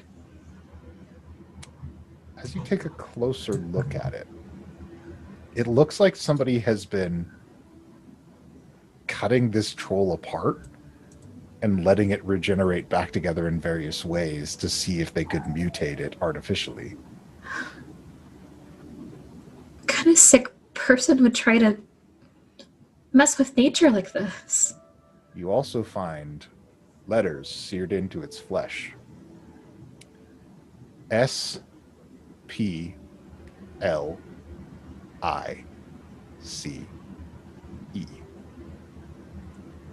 Splice? What was that? The troll, it has on its back the word splice, and it looks like it's been almost homunculus, but not. It's not natural. It's not natural. I go and take a look at what she's looking at. No. I thought it was over. You know what this is, Professor? Actually, Kyrus, if you could make a history check. Oh, shit. The studious student that you are, you might know something. 17, I probably do. You remember reading the Academy logs, because of course all the adventures at the Avalon Knights Academy are logged. About 2 years ago, the Too Many Warlocks team encountered an organization known as Splice. Scientists practicing legitimate intelligent creature experiments. They were working on grabbing monstrous creatures from the wild and performing various experiments on them using magic and science to create living weapons. In fact, Melissa, the Academy's bartender and brewer, was rescued from their facility. It was thought to have been destroyed and their operations completely defunct. Clearly not. I relay this to my friends. And it seems that they are experimenting with special powers now. or Barble. That's what I meant. Or Barnble, indeed. No It's wonder he didn't disgusting. trust anyone. We have to stop this. This is just, it isn't right. It's disgusting. It's not right. And we will stop it. We need to inform the Academy what we found out. For now, the survivors. Yes. When you think something's over and it comes back. Enough for Professor Lilith, a good back rub. Frustrating. Why can't life ever be easy? Well then, because it wouldn't really be life, it'd be like the afterlife. It'd be awesome all the time, and challenges make us better. You sound like you're very aware of what you do in the afterlife. No, I just know where I'm from. It's very boring. Nothing really exciting happens. That's why I'm doing things like this. Oh, regular life. Okay. Huh. I mean, it is an option. You could stop adventuring and just chill somewhere in a bakery and eat lots of pastries, and it's a good time, but it's boring after a while. I walk ahead and be like, I agree. I will get restless and no good will come out of it with me staying there. Hey Puck, what's the paths that these two like mine rails, I guess, minecart rails? Is there anything we can see down their paths? If you look, in whatever torchlight you guys have, gems glint in the cave walls. They appear to just be extra mining tunnels. You don't see any signs of anything in those directions, but you can definitely smell the stench of bodies further ahead. Okay. Straight ahead? Yep. Okay. Well. Alright. Everyone, stay caution. So, as you guys move forward, the cavern where you found the troll kind of opens up in front of you. And you can see where the stench is coming from. There are all of the miners from this place have been stacked in kind of a haphazard pile. There is another pile for other ones that have bites taken out of them or have been dismembered slightly. Kairos holds back a gag. Ooh. Can I listen to see if there's any movement or life, something? No movement. There's no sign of life. But if you investigate them closer, you can see that the larger pile is almost entirely alive. But they're sleeping. You said investigate? If you'd like. Yeah. All right, students, help me. So whoever wants to investigate, let's do this. Yeah. Help your teacher. I'll help him do an investigating. Stay a safe distance. Yeah, I thought so. Not very good at this. 7 on investigation. I'm not very reliable on this. Got a 19. All right. Nice. So, Lairah, Sakura, and Kairos, you all notice that, a bunch of these miners are still alive. Some of them are still wearing their work clothes. Wait, I noticed I didn't roll. But they're all asleep. Oh, sorry. I was looking at your old history roll. Oh, yeah, no. This is my bad. Okay, so just Lairah and Sakura, you guys noticed that a lot of these miners are still alive. They're just in a deep sleep, and they won't wake up. A lot of them are still wearing their work clothes. Guys, these people, they're still alive. Yeah. By spell or potion? I can't tell, but it's definitely a magical. They're not waking up. I'm still relatively new to playing D&D. Would detect magic as a spell help this, or it just would tell me that it's magical? Potentially. Okay, I'll cast it. Very well. I'm just lifting one of their eyelids to just kind of see. I don't know. There's nobody home. But, Angelo, you attempt to detect magic. There doesn't appear to be any magic at play here. Whatever is enchanting them into their deep sleep, it doesn't appear to be magical in nature. I tell this to my party. But I don't understand. We killed the troll.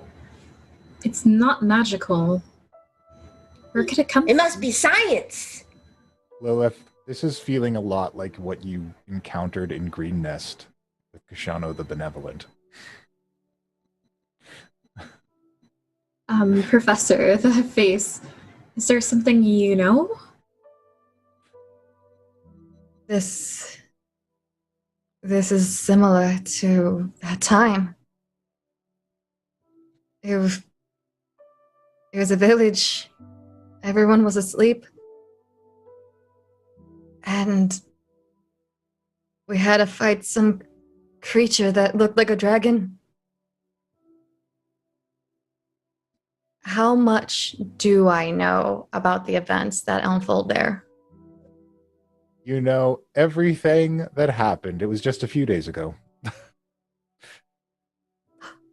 Oh, Yes. oh, okay. I thought I was doing like some kind of jump skip or something. All right.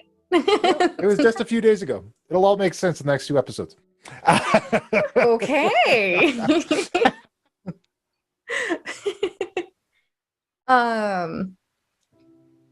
Let's see. Apparently, they in their sleep. I know what controlled it exactly, or still no. That's a mystery.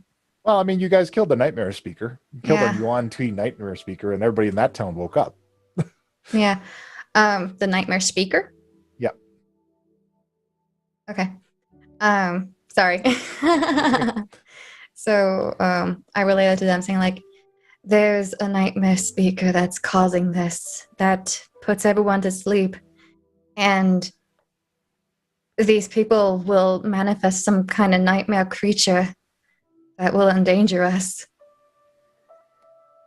I just don't know if we come across it yet or not, if it exists. But we definitely need to find it if we want to wake these people up. Otherwise, they won't. I don't know if it's related at all to the white smiling man we saw in our dreams. White smiling man? Very disturbing figure. When you sleep, he appears smiling, asking for a favor. Something about helping to bring life.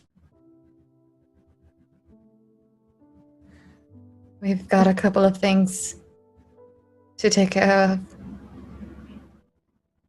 What kind of things? Like, do you happen to know what the best way to combat something like this might be? Or what we're up against as far as consequences? If you find the one that's causing everyone to sleep, you can kill it. It's not impossible. But I don't know if I want to take you all with me on this. It might be dangerous. At that sentiment, your sending stone begins to make some noise, Lilith. Oh! Miss Singer, it is I, MT1. I was asked to check in on your instruction. How is it going? Pretty bloody. That is unfortunate. Do you require any assistance from the Academy? It is We- time for a mission report. I haven't exactly gotten to our primary mission. We kind of took a little detour. We ran into a problem with people sleeping again. So we need to find this creature that's causing it and kill it. Lady Singer, Mm. I have been told to ask that you bring your students back to the academy. We will send another team out to find the nightmare speaker.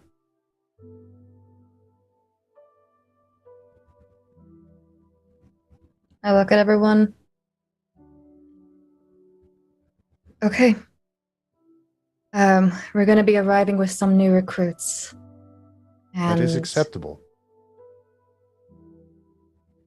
perhaps... No, they're a danger if we take them with us. As I look at the sleeping bodies. Do not worry. We will send a cleanup team to take care of everything. In the meantime, we will accept a full mission report from you and assign your students a secondary task. All right. Yeah. Please let my team members know what happened. I shall prepare it in my report. I look forward to hearing everything that transpired. It's not good, but okay. It rarely is, but I trust that you handled it well, Miss Singer. I look at everyone. They actually handled it quite well on their own. They're tougher than you think. Then they are in good company. Safe journey home. Right. We'll be home soon. So. Click. It just stops. Sending stones are weird. So, if the party has no objections, you guys are able to hop into your cart and head home. Somebody else is coming to get these bodies then? Oh, yeah. Oh, boy. So, if there are no objections, here's the way things go. Wait, can I send one more message to Absolutely. MT to I want to let him know about Splice and to pick up the troll to see if we can learn anything from it. Very well. So, you guys, it's a quiet trip home. On the way back, there's a group of students in the back of the cart that have suffered a fate that could have easily been yours, had things transpired differently.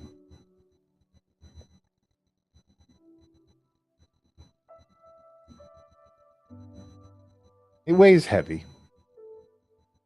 Marla is attempting to maintain her composure, but you occasionally hear her muttering, "Father will be furious."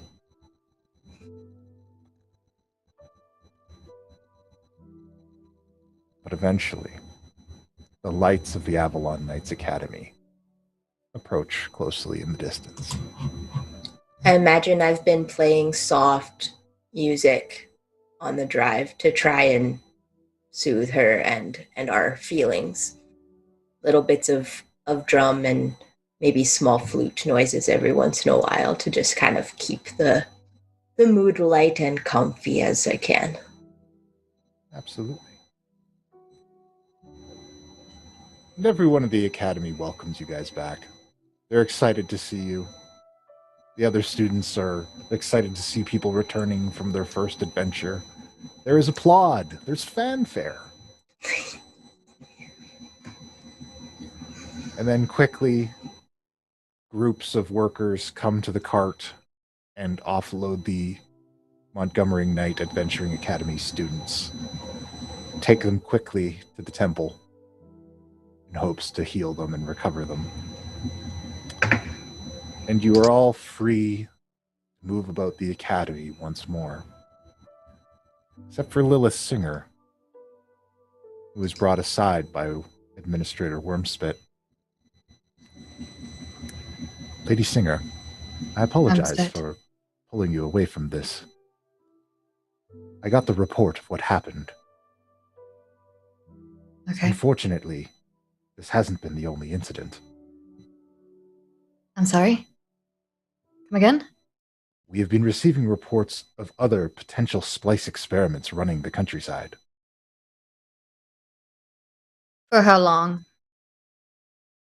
All rather recently, over the last few weeks. We hadn't gotten any concrete evidence. It was mostly hearsay until this point. But if you are up to it, I would like to send your students back to Splice Labs. And we're going to take a break right there. Oh, you got a decision to make. Oh, that was All heavy. right. We'll be back in 15 minutes.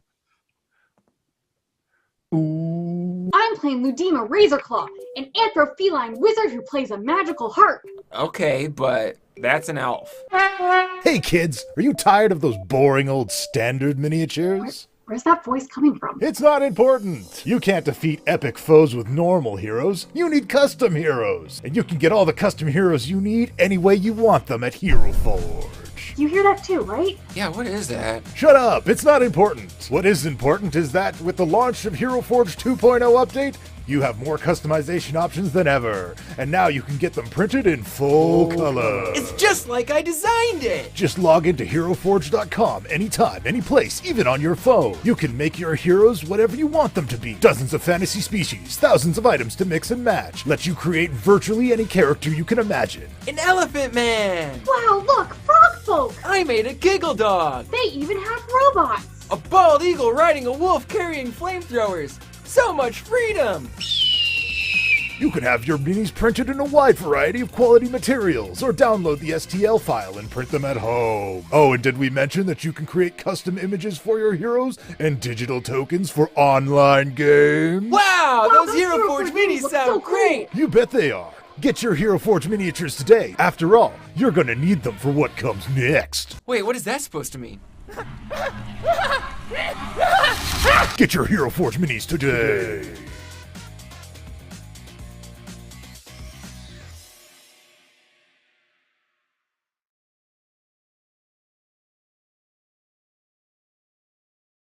You know what? There's probably a platform out there where we could pretty simply, there's got to be something open source for creating fighting games, right? We can make a Mercs of Mischief fighting game. Look, we gotta come up with special moves. You can't just say it's a fighting game. Well, all the special moves are built in. We just have to rip off all of WotC's IP. I picture that Grubhub in the Forgotten Realms is delivered by a literal grub. And when you close the door, it hops up on two legs and dashes away. Hooves Hub.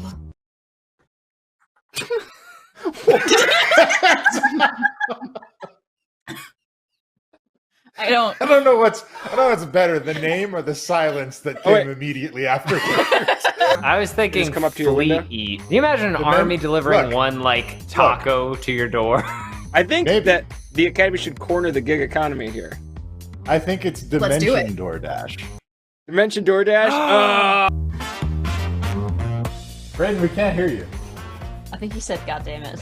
That seems like a very Braden. Now thing he's to say. flailing about, even though we still can't hear him. Problem solving mode. He's cussing out something. Like, man, that was so easy. I like when you like steal like a shitty truck from like some farm people. Fucking Vince. every cop in the county comes after you guys. Vincent, Vincent, break out of a hospital. It's just like, well, I went over the bridge. They're gone now.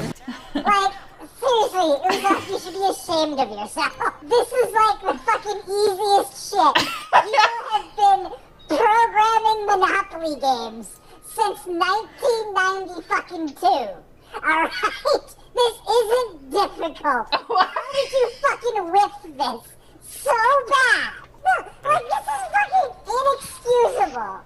In fucking 2010. Still frozen on my side. I'm playing with a bunch of fucking ghosts, and nobody can complete this auction. I'm looking at a fucking empty auction screen. This is all fucking Ubisoft's fault. You fucking shit the bed so bad on a game that was mastered before the fucking Great Depression. Holy shit! Ow, God, I can't breathe. The code. It ain't over yet.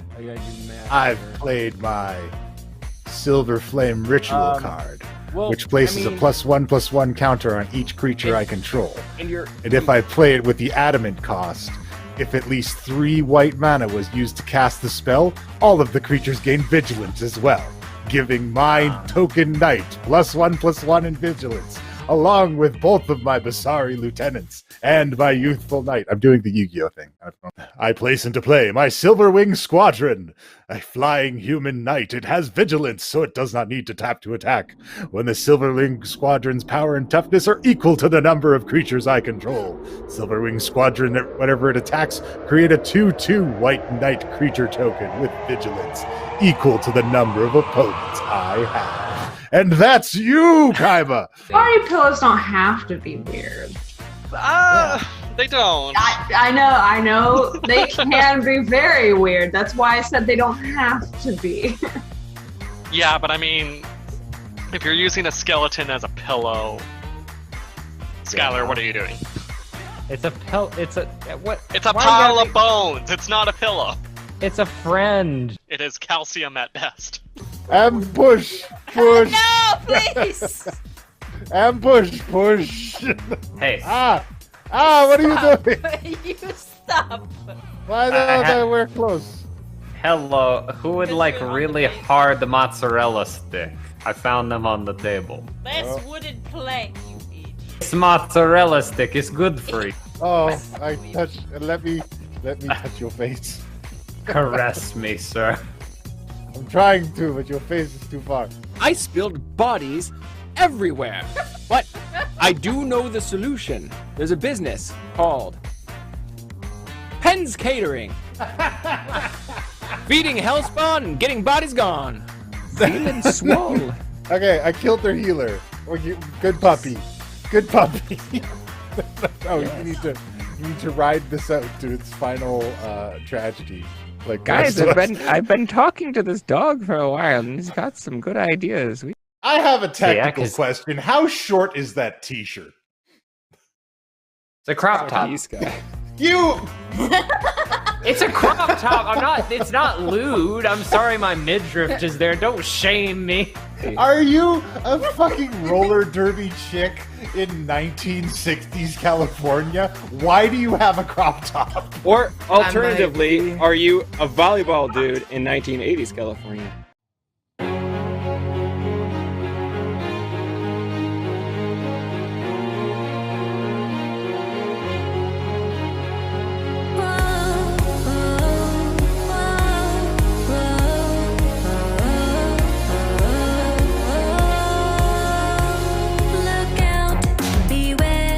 Roll the dice if you dare.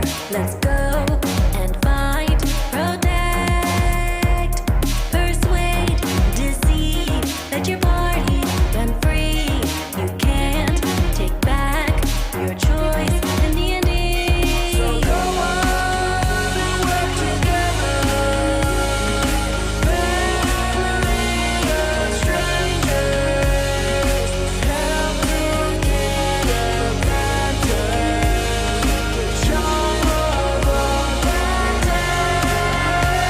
This is your time. It's your story to tell. Enter the world of mercenary.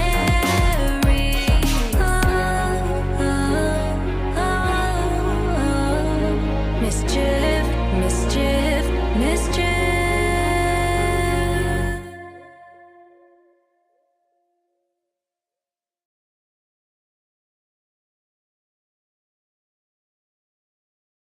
Got a cop. The dragon wasn't blue or black or red or green or white. Silver, copper, bronze or brass or gold as morning light. 'Twas an amber-colored dragon just like whiskey from a flask. I'd rather share a drink than have a fight. And the whiskey dragon smiled as they shared a drink or two.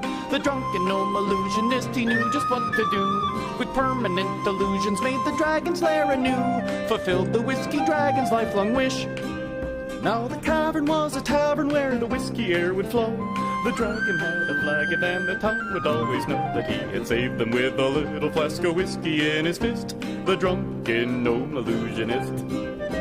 The drunken gnome illusionist. The drunken gnome illusionist.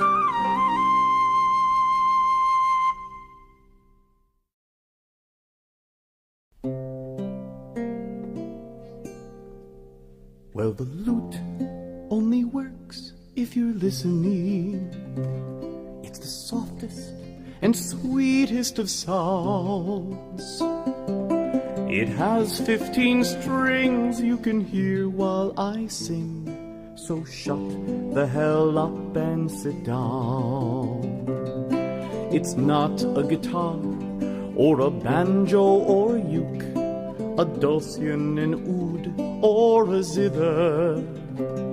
It's a Renaissance lute, and yes, she's a beaut, and I'll dither with her, whether hither, thither, or wherever. But the lute only works if you're listening. It's the softest and sweetest of songs. It has 15 strings you can hear while I sing. So shut the hell up and sit down. The neck it is bent, for to keep it in tune, the gut frets will move at your leisure. The front is spruce pine, the back's maple and fine, rounded and ribbed for your pleasure. But the lute only works if you're listening. It's the softest and sweetest of songs. It has 15 strings you can hear while I sing. So shut the hell up and sit down. So shut the hell up and sit down. So shut the hell up and sit down.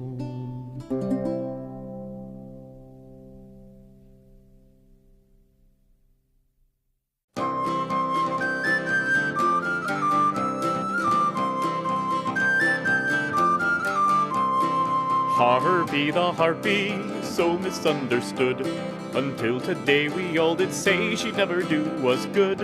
But now she has a column, and not the kind from Greece. Ask her now the whys and hows of all your brave PCs. 'Cause she's Harpy the harpy, to ride diddly HP. Harpy the harpy, to ride diddly AC.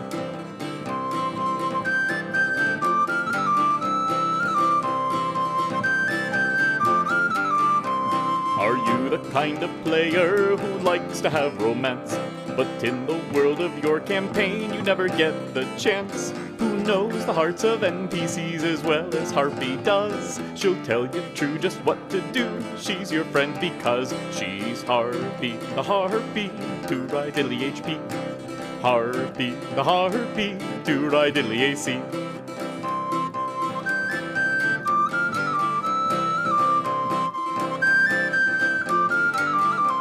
You dungeon masters brave and bold might have a problem too. Is PC flirting getting old? Whatever should you do? Harpy's here, don't make her shout, don't hide behind your screen. Ask her now, she'll help you with hormonal LARPing teens. 'Cause she's Harpy the harpy, to ride diddly HP. Harpy the harpy, to ride diddly AC.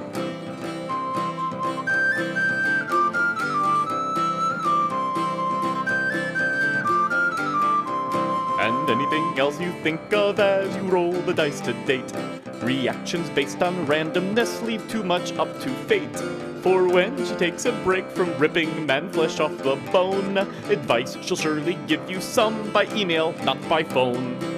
Hi Harpy, I have a question about this half-celestial drow werefox I wanted to ask out. My bad, I'll email. Harpy the harpy, to ride diddly HP. Harpy the harpy, to ride diddly AC. Harpy the harpy, to ride diddly HP.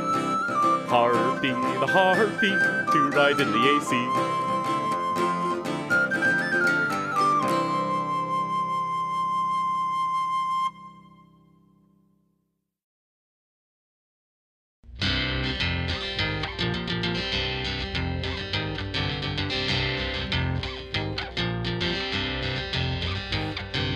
Sitting on a rock on the side of the road is a bugbear. Try to get by, none shall pass, there's a bugbear. MMO RPG, there was a glitch, an anomaly. A monster's born, what couldn't be killed, every newbie slays, his XP fills. Bugbear, bugbear, bugbear. Joined the game and we formed a guild despite the bugbear. Kills every noob who tries to leave town cause he's a bugbear. We tried to fight but we didn't get far. He had a flaming vorpal morning star. Hit us in the chest and our heads popped off. And he dumped our bodies in an animal trough. Bugbear, bugbear, bugbear, bugbear, bugbear. Tried again, this time to sneak around the bugbear. On the HUD map, found our party, the bugbear. Dropped a meteor spell from a mile away. We were crushed, we were dead without delay.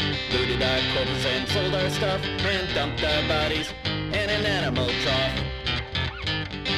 Again.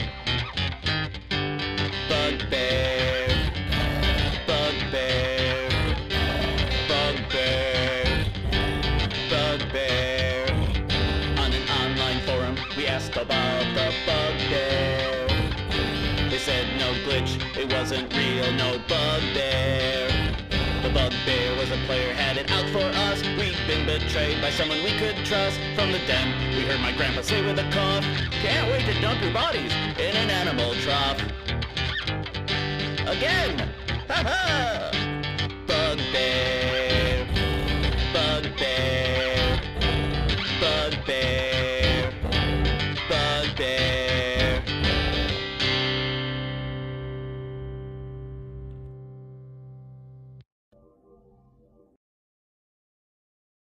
In dungeons stocked with undead haunt us each and every night.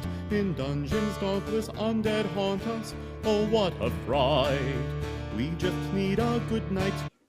Alright, adventurers, hope you enjoyed that short rest. Before we jump back into the action, we're going to learn a little bit more about our players. But first, I want to remind you that next week, Class Trip will not be airing at this time because instead, it's time for our monthly game of Asunder, a wonderful world full of magic and mystery, but no metal and no gods. If you're unfamiliar with this game, check out our YouTube channel.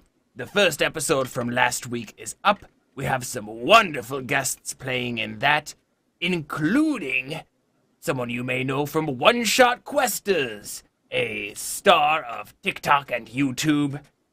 His name is Duke. We also have a few other wonderful players in that, some from the channel, some new and visiting. But first, let's talk about who we have playing this week. Puck? Hello, and welcome back to Class Trip. I am a very lucky dungeon master, because I get to play D&D with all these cool people. And I like to take this moment at the midpoint of the show to have them tell you about the things that they do out there on the internets. Starting with our good friend Kairos today. Kairos, tell us about yourself. You're a virtual unknown. Yes, I am JoCat. I play Kairos, the meek nerd who has a big sword and a shield.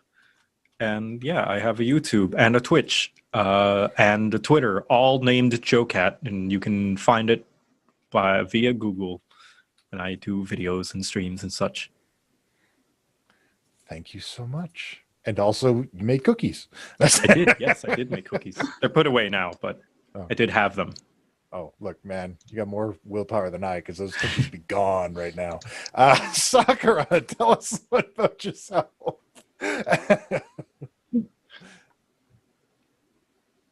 Can't hear you. We're getting... You're muted. We can't hear you, Uzu. She's not muted, but like for some reason your mic's just not working, I guess. Did you mute your mic on a button? You change your devices, Did or you turn it down too far? Perhaps. Nope, still nothing. Okay, we'll come back. We'll come back. Lairah, tell us about yourself. Well, hey everyone. I am Lairah, also known as Jade Valkyrie. That's my internet name. I host, I stream, and cosplay. What I'm working on right now is a cosplay for this character, Lairah. So I started on the wig, and we'll hopefully get the rest of the outfit soon, and I'm really excited for that. But you can find most of my stuff with this handy dandy link I'm going to send into the Twitch chat. So there. Delightful. That hair is wonderful. Oh, thanks. And boom, link has been sent. Ta-da! I don't even know which direction I'm supposed to be pizzazzing, but you know. It's around here somewhere. All right. Angelo, tell us about yourself. Hi everyone, my name is Saber. I do Instagram art goodness. I occasionally host Mercs of Mischief talkbacks. Next one's happening this Saturday at noon, Mountain Standard, so hopefully I'll see you there in the chat. I do Dirty 20 Gaming. We're just wrapping up that show. That'll be our last week this Sunday, so come check that out at 7 Mountain Standard. And I also teach, and I'm looking very much forward to spring break next week.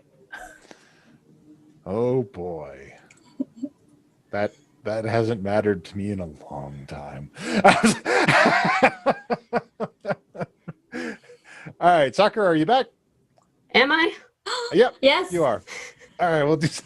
Hello. Okay, let's try that again. My name is Kelsey. I'm also Rogue Uzu on my Twitter and also my YouTube, and I play Sakura, who is actually the adopted daughter of one of my very first D&D campaign characters. And yeah, I do art a lot, and I make videos talking about the first campaign that I ever ran on my YouTube. That's me. There you go. I did it. Yay! Oh, I double dipped you. All right. That's fine. All right. Thank you so much. And last but not least, we have our instructor, Lilith. Yo. Tell us Hope you all have about been your behaving stuff. today. Hi, Dipper Dog here, and I do art and I put them on my Twitter if you want to check those out. And I do gaming and art streams, and sometimes just random chats too. Mainly on my YouTube channel. I'm gonna see if I can revive my Twitch because it's been a while since I've been there because I was so busy trying to revive my YouTube. Anyways, just let you all know that if you like the art that I do, or if you're interested in doing your own VTubing stuff, I'm offering that as a prize if you enter my raffle, which I am now entering, here. Boom, there's the link to the art raffle. Just follow the instructions on the post and you might win a prize. As well as, let's see, here's my link to my YouTube channel. So much updates I need to get done. Whoopsie, sorry. If you guys ever want to join me for live streaming and just chat, I do mainly commentaries on Final Fantasy VII. That seems to be what's the popular thing right now on my channel. And if you ever want to keep talking about Final Fantasy VII, I'm going to have a little show starting on April 1st on my channel if you want to be there. Yeah. Okay, that's it. Awesome. And also you can see Lilith on our Sunday show. Yes. And on Fridays, telling me how to play Fire Emblem Three Houses. Yeah. Thank you all so much for joining us. And yes, just like our wonderful producer announcer said, next week we will be off and it will be time for Asunder, in which you can see a couple of our other big names of the channel here. We'll also have Duke from One Shot Questers and Autumn Ivy, a renowned person from the Twitter. Nice lady, really cool. She has her own line of clothing that she sells too. It's kind of neat. Anyways, check out Asunder. It's really cool. We also have hosting Asunder, Adam Lawson, a director from Geek and Sundry who created the Asunder game.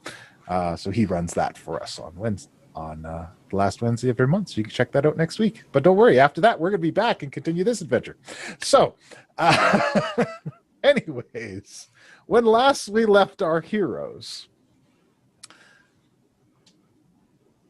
you had returned from what was supposed to be your first mission, although things went a little off the rails, but you guys coped. You made it through okay. You survived. There was a little bit of trauma that happened, but everything's cool.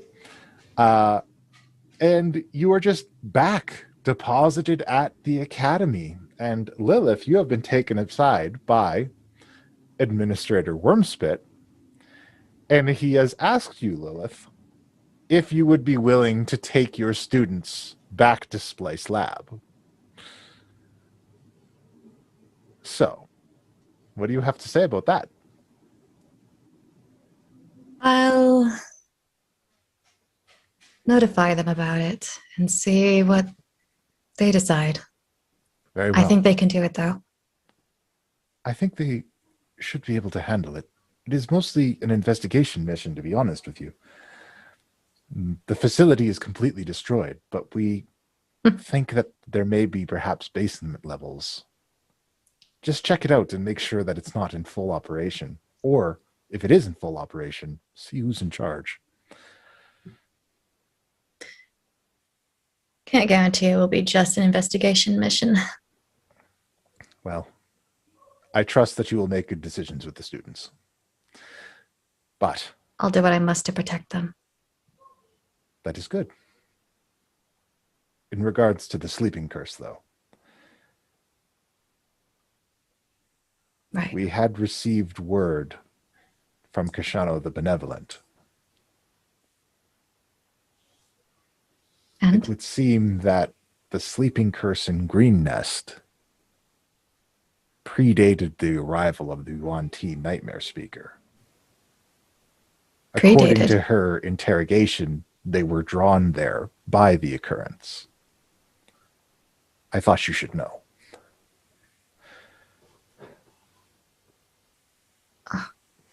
Why there? Then he starts flipping through his notes. He says, according to what Kashano the Benevolent sent us, the Nightmare Speaker claims that he heard the call of the nightmares drawing him to that place. I am not certain what that means, but it is ominous. Indeed it is. But in the meantime, take your time. Please speak with your students. Let me know. You'll have a day or two to prepare, and I'm certain that they've earned a break after what they've been through. I will have a team of healers tend to the students from Montgomery Knight. They're no longer Montgomery Knight. They're now Avalon Knights. As you say. We will begin the induction. Good. Thank you. No problem. As I step away, I stop on my tracks and I turn my head and Whimspit.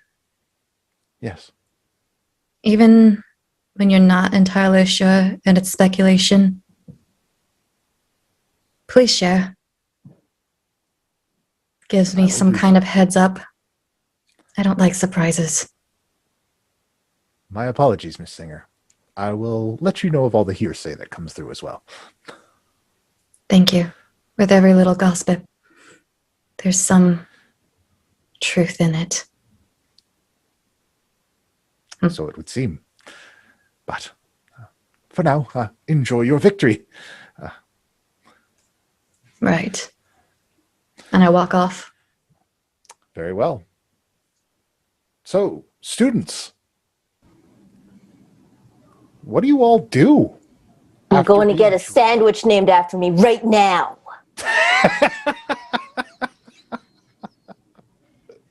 I'll tend Angelo, just because a meal might be good to have right now. And are we considering this a rest of some kind? Well, you'll certainly have one. You've only just arrived. You'll have time to go back to your dorm rooms and sleep. But for now, if you'd like to go straight to the Crab Shack and get a meal, yes, you're welcome to do so. Can't wait to try my first ever sandwich called D'Angelo. Do they have a rule on age against drinking here? No. Cool. I want some liquor. Yeah, I assume we're all adult. Yeah. At least. Adult enough. Adult enough. Speak Ooh. for yourself, but I'm still drinking. All right. So, yeah, you guys come in and, you know, a table is laid out for you, and Cookie comes up to the table and, one hero's feast for the returning adventurers. I hear you did all right in the field. So much better than you could imagine. We got even scarier situations than we had thought we would, and we did so good. Well, that'll happen for you sometimes. Sometimes you go out on something that seems pretty normal, and before you know it, the whole thing's gone sideways on you. But the ones that can really make it are the ones that can keep a clear head through it. I wonder if that means the sandwich that you'll create for me should be on its side. We'll go over schematics later. Just tell me what you want in it, and I'll name it after you. Well, I very much would like the bread part to be like two, they look like cookies, and they're made with crab meat, crab cookies, if you will. That's not with bread. Salt on them. My family owns a bakery. You can't tell me what's not bread. But you said bread in air quotes. So? What's the difference between bread and bread? Bread is better because it has crab meat in it. Anyways, and inside, well, actually sprinkled on top, I would like some coarse salt, please. And I would also like shredded corned beef. And you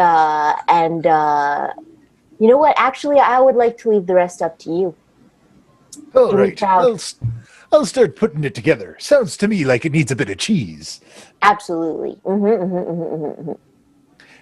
Is there anything special I can get for the rest of you? Oh, if... You go first. I'd like some of this bread. There's too many types of bread. It's okay. I'm going to open up your world there, Lairah. I'll bring you some fresh bread. A vegetable stew for me, if you could, Cookie. Absolutely. We got some fresh stuff from the Academy garden. Thank you. A fish stew for me. No problem at all. Just make sure your headmistress Gilbetta doesn't see you eating it. She gets a little weird about eating fish sometimes. But anyways.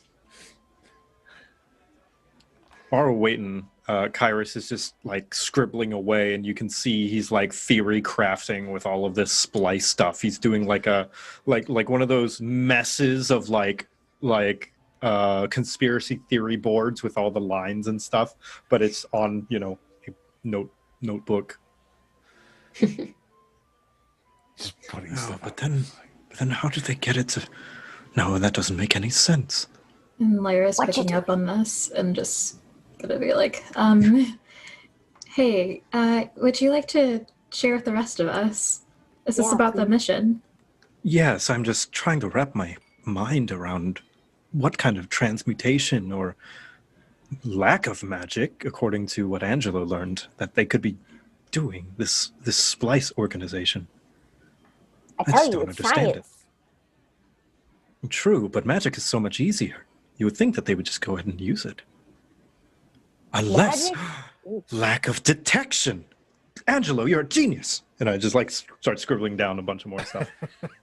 Clearly didn't want people to know what they were doing by using science. This is advanced magic. By not using magic at all, they're just babbling on. Just going on and on Yeah. and on about it. Nice. Uh-huh. Yeah. Sakura, how are you feeling?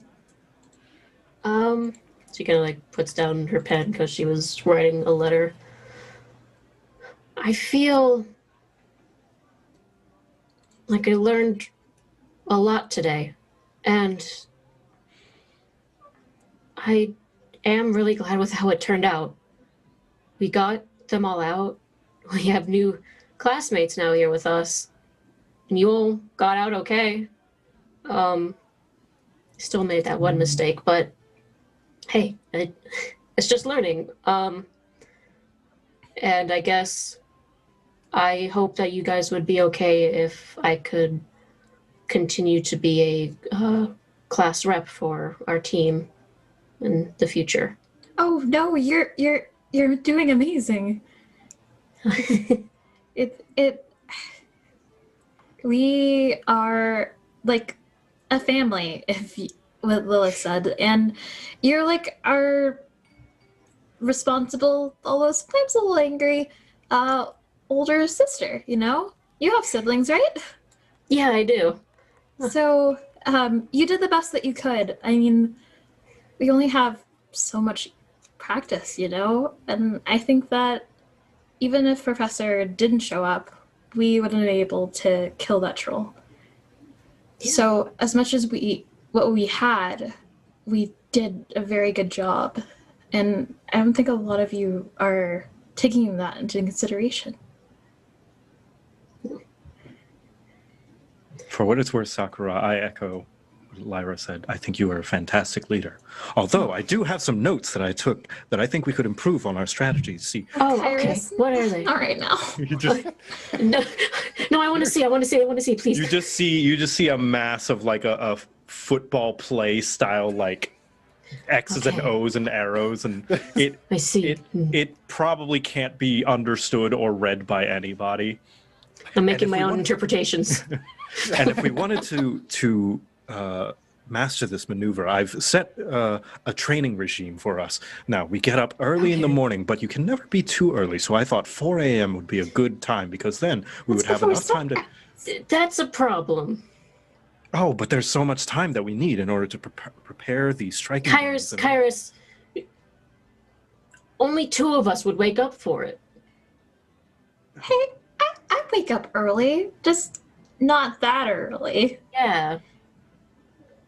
Okay, well, perhaps 5 a.m. would be good, and then we would have the time to set up all this stuff. And just you know, how about I'm just gonna lay my arms across like his papers, just like, how about we just rest for now, and save this for another time, tomorrow, or after dinner. Rest is good. Rest is good. Okay. And I just closed the book, slightly disappointed. But my schedule is so... next time, Kairos. Maybe later. How are you, Lairah? I am okay.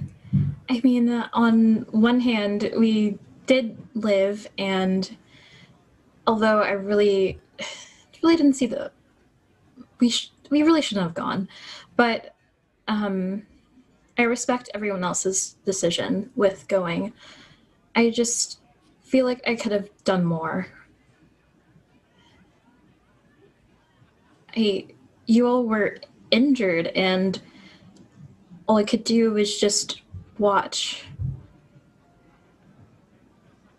Well, we're here, aren't we?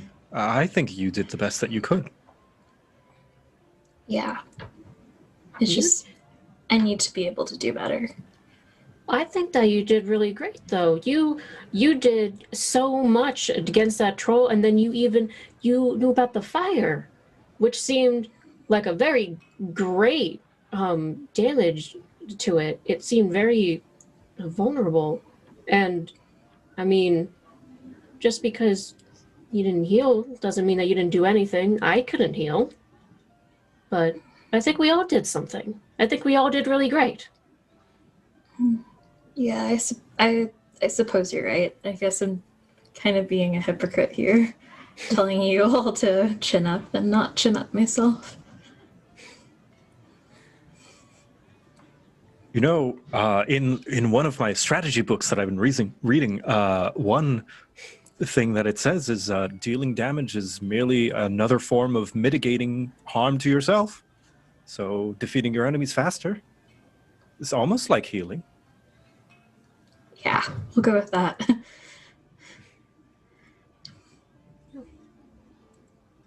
Thank you. It means a lot to me, you all. But like we said, we're all alive, so that's what really matters. Yeah. We're all alive and we're learning. So, tonight, let's celebrate with a good meal. Angelo, I wanted to ask you, what was your thought process in creating that sandwich? Those seem, if you could pardon, quite strange choices to put in a sandwich. My thought process. Yes, I have thought processes. To be honest, I remember making a suggestion about crab cookies before, and it kind of fell flat.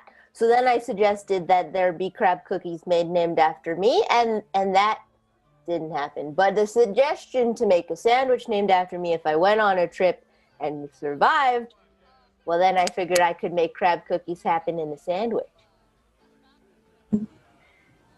But no thought on the toppings that you picked. Well, I really like corned beef. Well, that seems as good a reason as any. And I was going to say to Sakura, I think before, that I really like you as a leader. I think you're doing a really good job.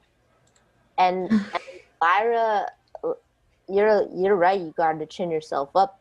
And Kairos, I was going to say something, but then I got really lost with all of your notes and explanations. And then I saw that there's a candle in the lantern that's burnt out, and I wonder how long it's been burnt out for. So if you want to know about my thought processes, that's more where my thoughts come from.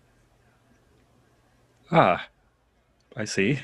But, oh, I remember now. It was something about how, on your plans, we all seem to have a role. And I think it's something like what Sakura said, that we balance each other really nicely. The party is, it seems like everybody's got a job, and we seem to be doing our jobs really well for a first time. Wow, that's very analytical of you, Angelo. I didn't expect that. What does that word mean? Very smart. Oh, thanks. You thought like Kairos. I don't know whether to say thank you or I'm sorry on that one. Okay. And this one, say thank you. Thank you. I appreciate that. As you come into the crab shack, your students are all sat around a table, talking to each other. Oh yeah, look. Talking to each other and regaling each other with, what they think of each other's performances. Not unlike the group discussions that you see with your own group, although probably with less yelling. But you see them there enjoying a good meal. Do you go approach them to speak with them now, or do you want to give them the night and wait till the morning? This is the former other academy group? Well, this is her current group. Oh, okay. Yeah. I don't know if you guys want to. I'm too wrapped up in more scribblings. I'm just taking in the scene, just letting them kind of bond together, how they're interacting, and I'm gonna let them have their night when I see all this, and just walk to the bar and I guess talk who's up there. Make just random small talk conversation, as well as give me something strong, please. When you get to the bar, Spoonie is there, ready with a drink. Hey, looks like you did good, kid. None of them died. It looks like the drink you gave me was quite strong. Well, I like know. to take into account your, regular intake. I haven't been drinking as much as I usually do, so Oh, well, I'm sorry. My tolerance was not as strong as it used to be, apparently. Well, looks like everything worked out in the end. Yeah. We're calling it all like, yeah, it went really well. So well that I'm a natural at this. I never doubted you for a second. Of course Mr. not, Whip owes Spoony. me 30 gold, but I never doubted you for a second. Whistle Whip took a gamble? A little bit. He said one injury, but you guys all look fine. Nope. Fit as a fiddle. Totally fine.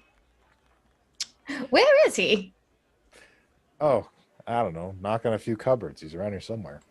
I will go knock on a few cupboards. Whistle Whip! Whistle Whip! Where are you?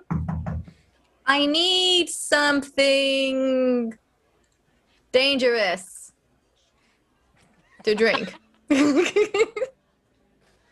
So, while Lilith is at the bar knocking all over the place looking for Whistle, Class Alpha finishes their meal.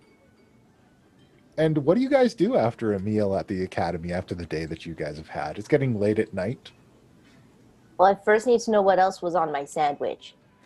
Okay, so crab cakes, shredded corned beef, sauerkraut, Swiss cheese, and a sprinkle of salt across the top. That's the Angelo. Was it served on its side? Yes. Perfect. It better be on the menu. It's on the menu. Goal unlocked. So, what does everybody do?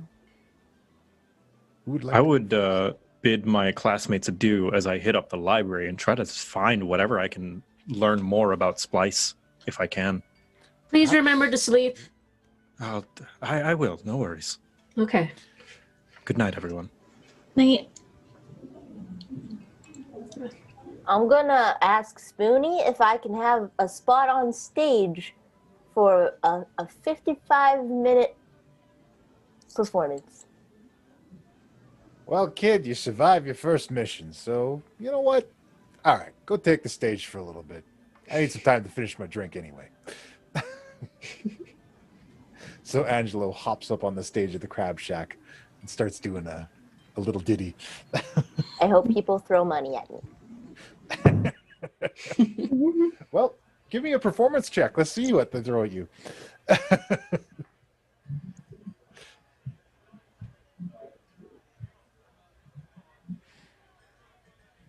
Fall on the ground. Oh. Well, that's no. It is 14 plus 6. That's a 20. That's a 20. All right. You get, I'm going to say, 15 gold pieces thrown at you during the course of your performance. Hopefully, Professor Singer saw me at some point, and I would give her a little wink if she was around. You probably see like half her body inside a cupboard. It's just like bottles falling out. I know you're around here somewhere. Spoonie told me you took a gamble against me. He's hiding now. I have words with you. Lairah, Sakura. I stay around for a little bit to catch Angela's performance, and probably was one of the throwing of the coins. One of my songs was definitely your heart song. Thank you. And then I'm going to go sleep in the forest. It's been kind of rough, so I want to be somewhere comfy. Very well. Sakura? I'm gonna also stick around just for a little bit to hear like the first couple of songs that Angelo does. We clap, definitely. And I'll probably, while I'm seeing Professor Singer just kind of flailing in cupboards. I'm gonna go up to the bar and I'm just gonna like put down some gold and just say like, can you give like your best liquor to her tonight? So, and with that, Sakura will probably head out and do like a little bit of stargazing before heading in to sleep in her dorm. All right. Now, Puck, when she said best liquor, are we talking about Cookie's mead liquor? Well, I mean, Because that is the strongest liquor we have isn't here. necessarily the best liquor you have on the house. It is the strongest. But, I mean, you know, that doesn't mean that it tastes good. Technically, the best liquor on the house is Elverquist. The very expensive elven wine has gold flakes in it. How much does that cost? A lot, but you get a student discount. I have 30 gold, so I don't know. It'll cost you 10. Awesome. Yeah, I'll get that. All right. So you get some Elverquist for Lilith. Yeah. So. Oh, is this for me? Yeah. That's the admirer tonight. Courtesy of your student, Lilith. Also, I'm pretty sure Whistlewhip's hiding from you. Well, how do we let him out? I don't know. I don't know how to get him to stop showing up. I'm not looking for you anymore. It just continues. But we'll pick up with Kyrus in the library. So, Kyrus, you've gone to the library, located within the Mage Tower. There are always at least two people in the library. Number one is the Warforged MT1. He is the caretaker of the Mage Tower. And number two is a wizard, a young woman who goes by simply Cat. And she has pale skin, like straight hair, kind of gray. She always wears very plain gray dresses. And Cat is always recognized by her particular form of speaking. So when you come into the library, she greets you. Says, "Oh, Kyrus, it's so good to see you.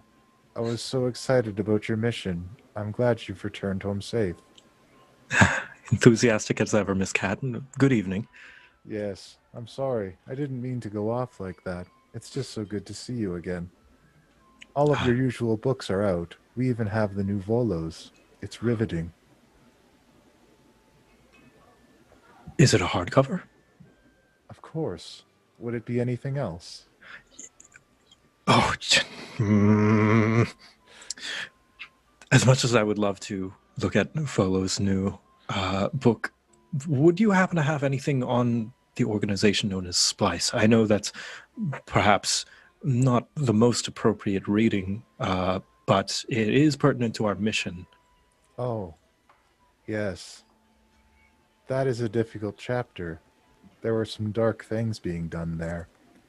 The experiments are unsavory, but I understand the desire to learn more. Of course, we both know that sometimes you can go too far in search for knowledge. Here, and she rummages around in her bag and she pulls out, I was holding on to this one. There were some interesting features on the biology of trolls and their eating habits and how they can be altered. Ah, this is perfect. Thank you, Madam Cat.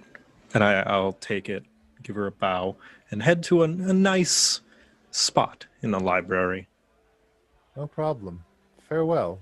Oh, and come by the Crab Shack on Tuesday. I'll be doing my comedy routine for open mic night. I wouldn't miss it for the world.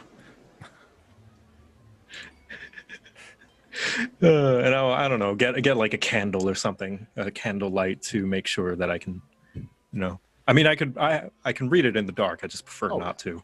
Oh, absolutely. Go with the candlelight, and you have some time to get some reading done.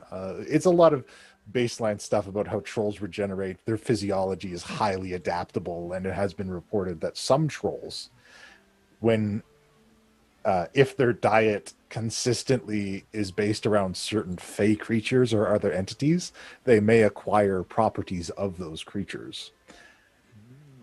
In the wild, it has been heard of. Found it. And I'll just You focus also on that. Yeah.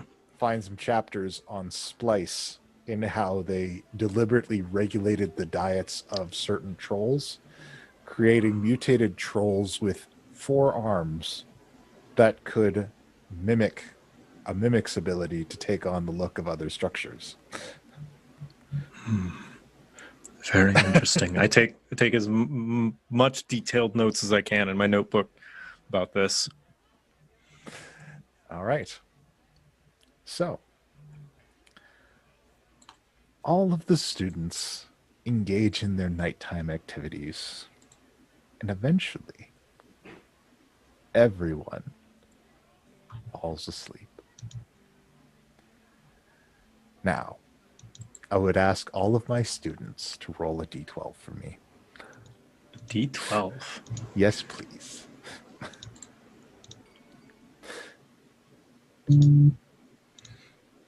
I don't know what that means, but it's a 1.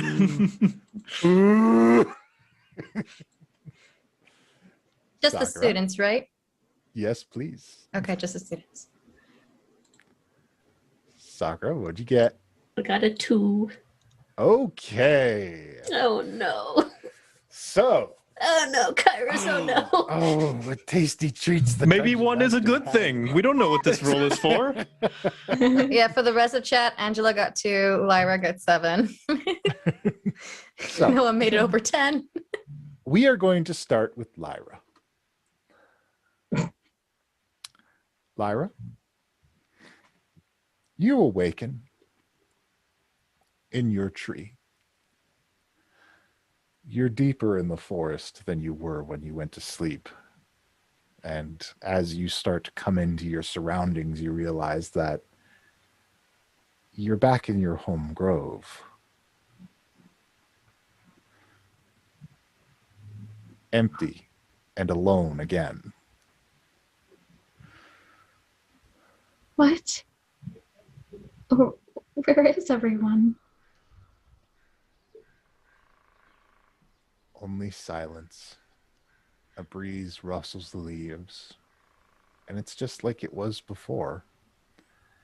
During those times when all was lost and all was empty. No, no, this can't be. Surely someone, they moved or someone. Hello? Anyone? Your voice echoes through the trees. Not even the breeze responds now.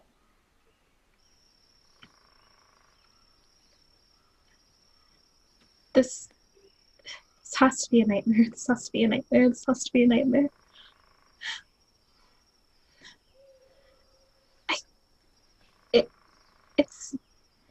It's impossible. I mean, I have to pack so many people, so many things. Where did they go? Hello? The silence is deafening. And just kind of slide down and sit on the ground and hold my knees to my chest. Not really being able to cope. Eventually, in the depths of all the silence, a voice finally returns. Can you help? Who was that? You turn, and walking through the mist is a man cloaked in white. Who are He you? has a smile on his face. Way too many teeth. It's like it's pinned to his face. He has a balding crown of hair. That isn't important. But this cannot be brought life. What are you afraid of?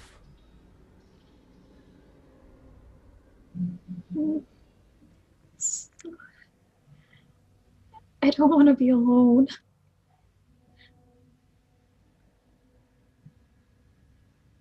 The smile never leaves his face, but his head does tilt, as though taking in the words that you have said and trying to process them.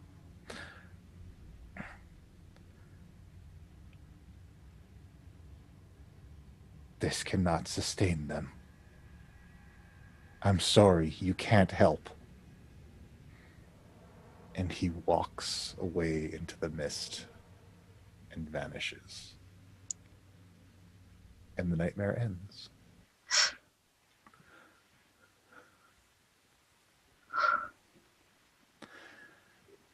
Do I wake up? Yeah. You're in the tree. You can see the light from the academy in the distance. Close by still. Wow, that was a lot. Wait, face. Man, I have to tell Professor about this. Meanwhile, Kyrus.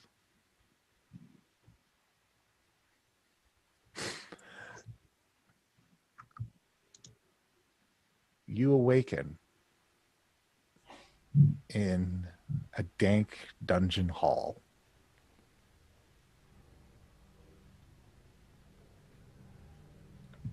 As you move forward through this place and the darkness slowly reveals itself before you,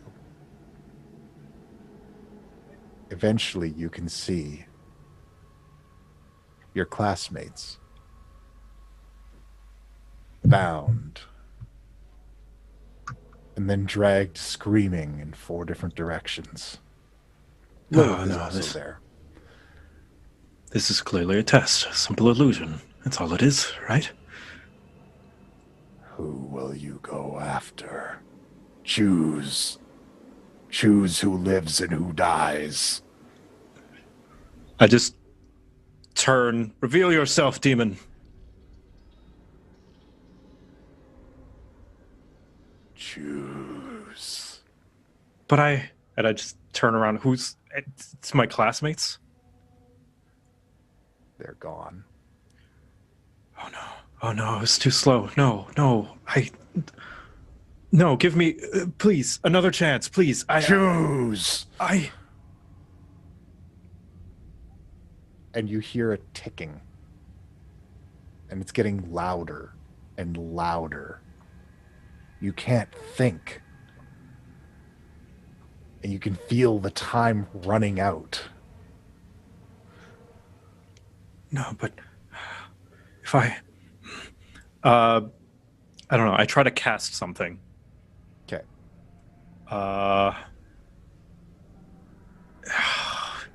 Fuck. I guess I try to cast Detect Magic. There's got to be something going on here.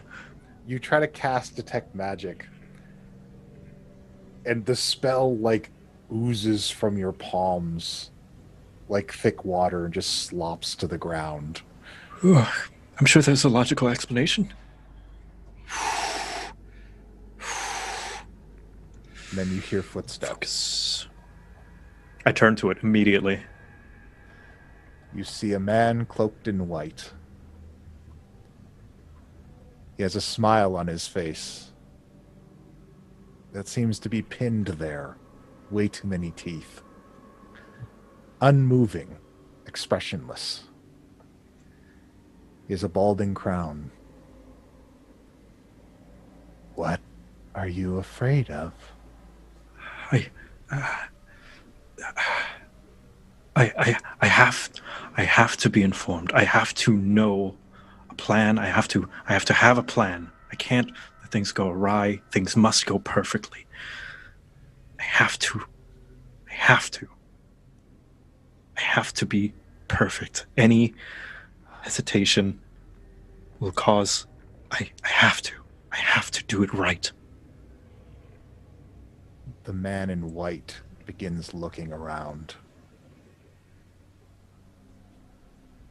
He is coming. You cannot help. I will find their sustenance elsewhere. I'm Wait. sorry. And he fades away into the darkness. I try to chase him down. As you chase him down, light encircles you again, and you're standing in the middle of the academy grounds. It's like you're there in the daytime, but it's also like you're in some kind of other world. Everything seems ghostly and ephemeral. Then you hear a calming voice. Oh, I'm glad I was able to pull you out. Oof. Oh, hello?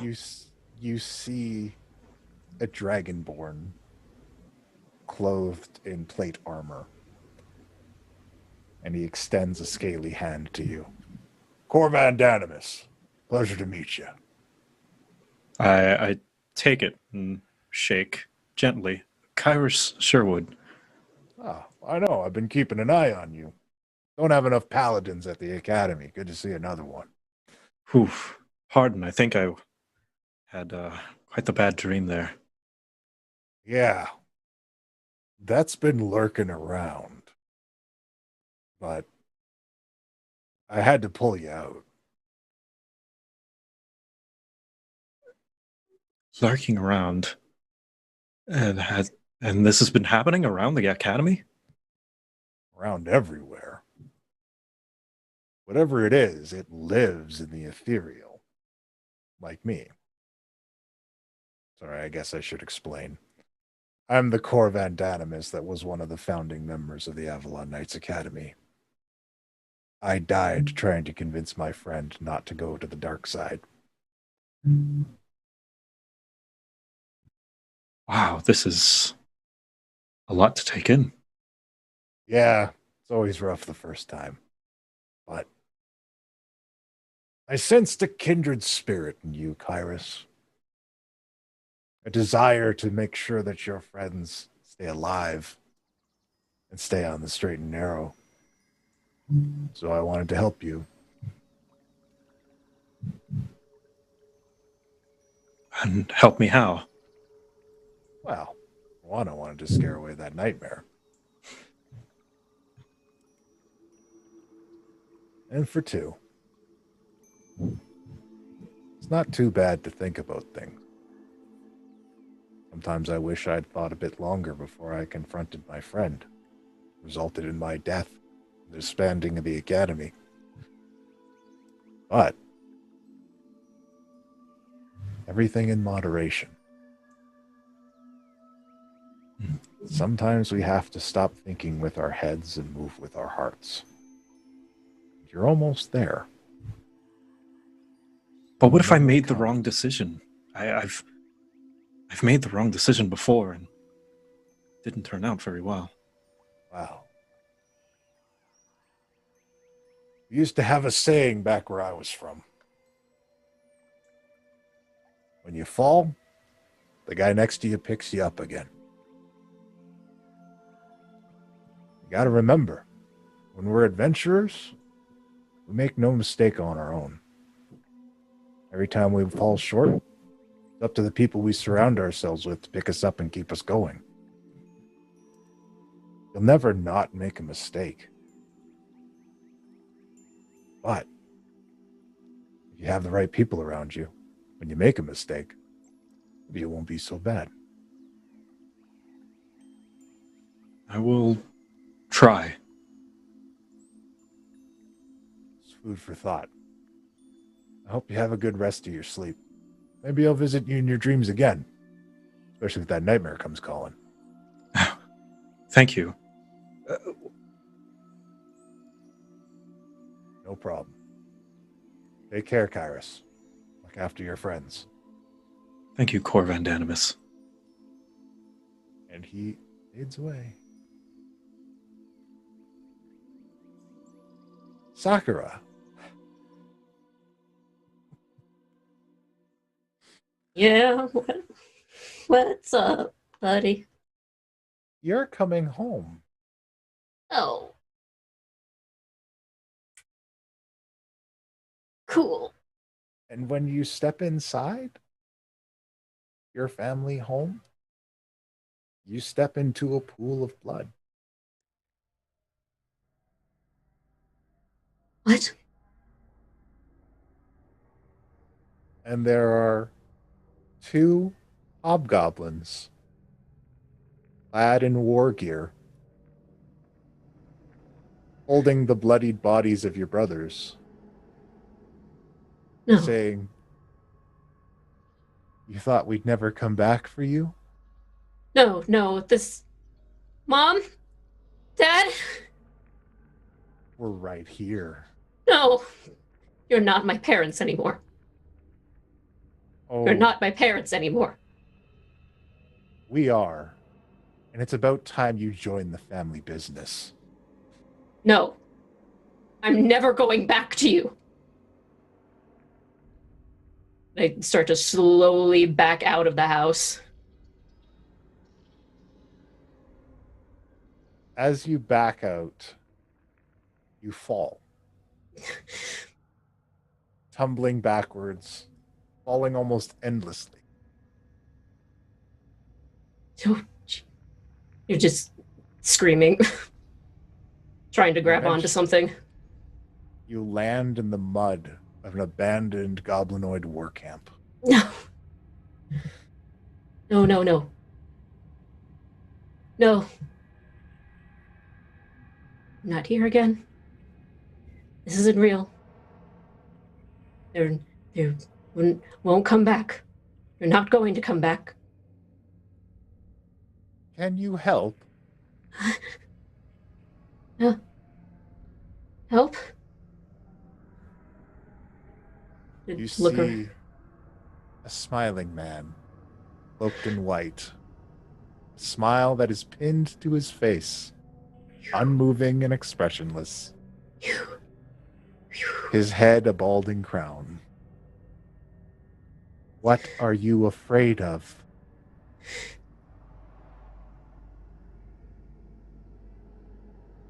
You're the one that's doing this. I'm not afraid. Not afraid of this fake thing that you present to me. Oh. You are mistaken. I don't make them. I give them the life they cannot have. You make them, and you feed them. Yours will do. No. I will not feed this. Oh. Are you sure?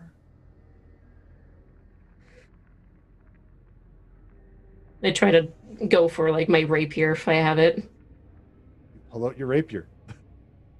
I'm just pointing it at him. I will not. How sad. I guess I will have to find another. I'm sorry. And now I'm the one that's chasing after him.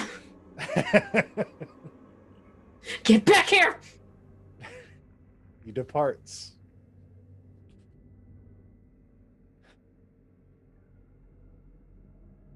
Meanwhile, in Angelo's dream, Angelo, you are in your family bakery, enjoying some delicious bread.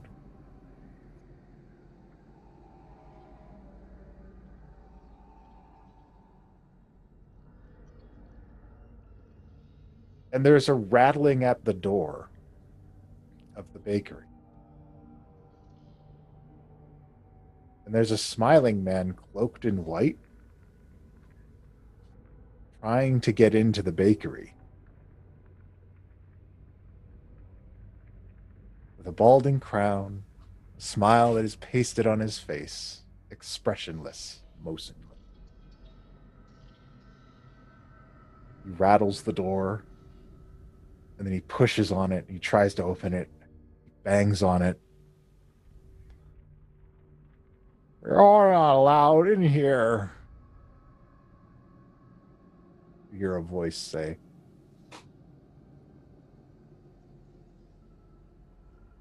"Leave my friends alone." And the man disappears.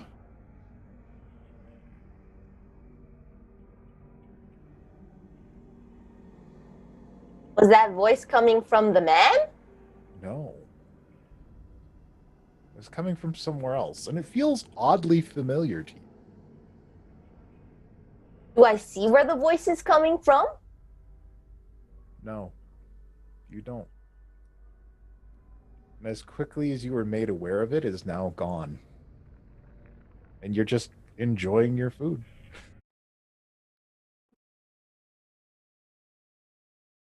That wasn't so bad. I don't know what everybody's so worried about. And with that,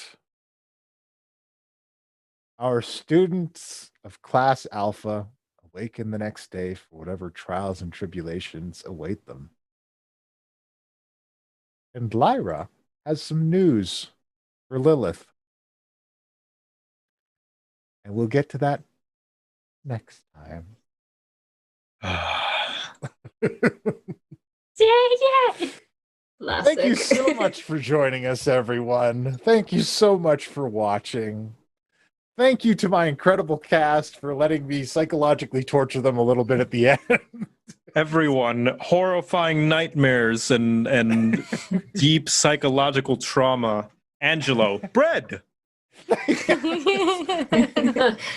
weird. Oh, that's weird. There's a reason for that one. It's deep lore, but no, yeah, I don't doubt it. You jerk.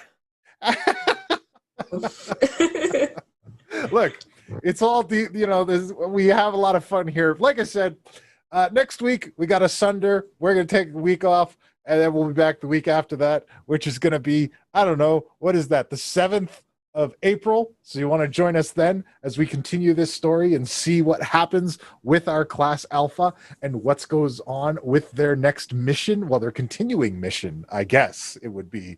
And what's up with this man in white? That's weird. Maybe if you tune into the Sunday show, you might find out more about it, or watch this show some more. Both shows could tell you things. I don't know who's going to pick this up first. Anyway, I've kind of created a thing for myself where it's like I don't know which team's going to figure it out first, so we'll see what happens. It's a bit of a competition now, but thank you all so much for watching. We'll win. Stay tuned for the raid. Tune in next week. Thank you to my incredible cast. Thank you to the producer.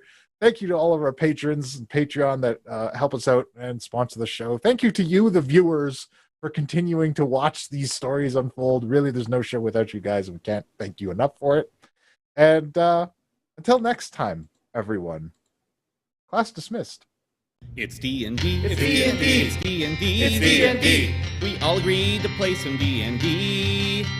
That means role-playing, fighting and slaying, solving puzzles. Maybe it's just me. But you guys won't. No, we won't. You guys just don't. No, we don't. Follow a single plotline through and through. I'm not complaining, but instead of gaming, you find the weirdest other things to do. There was adventure, but you guys wouldn't venture. Instead you said the mountains looked real nice. Middle of winter, you went to the hinter, lands of permafrost and frozen ice. You hid from every danger, you wizard, rogue, and ranger, and found the perfect alley for your quest.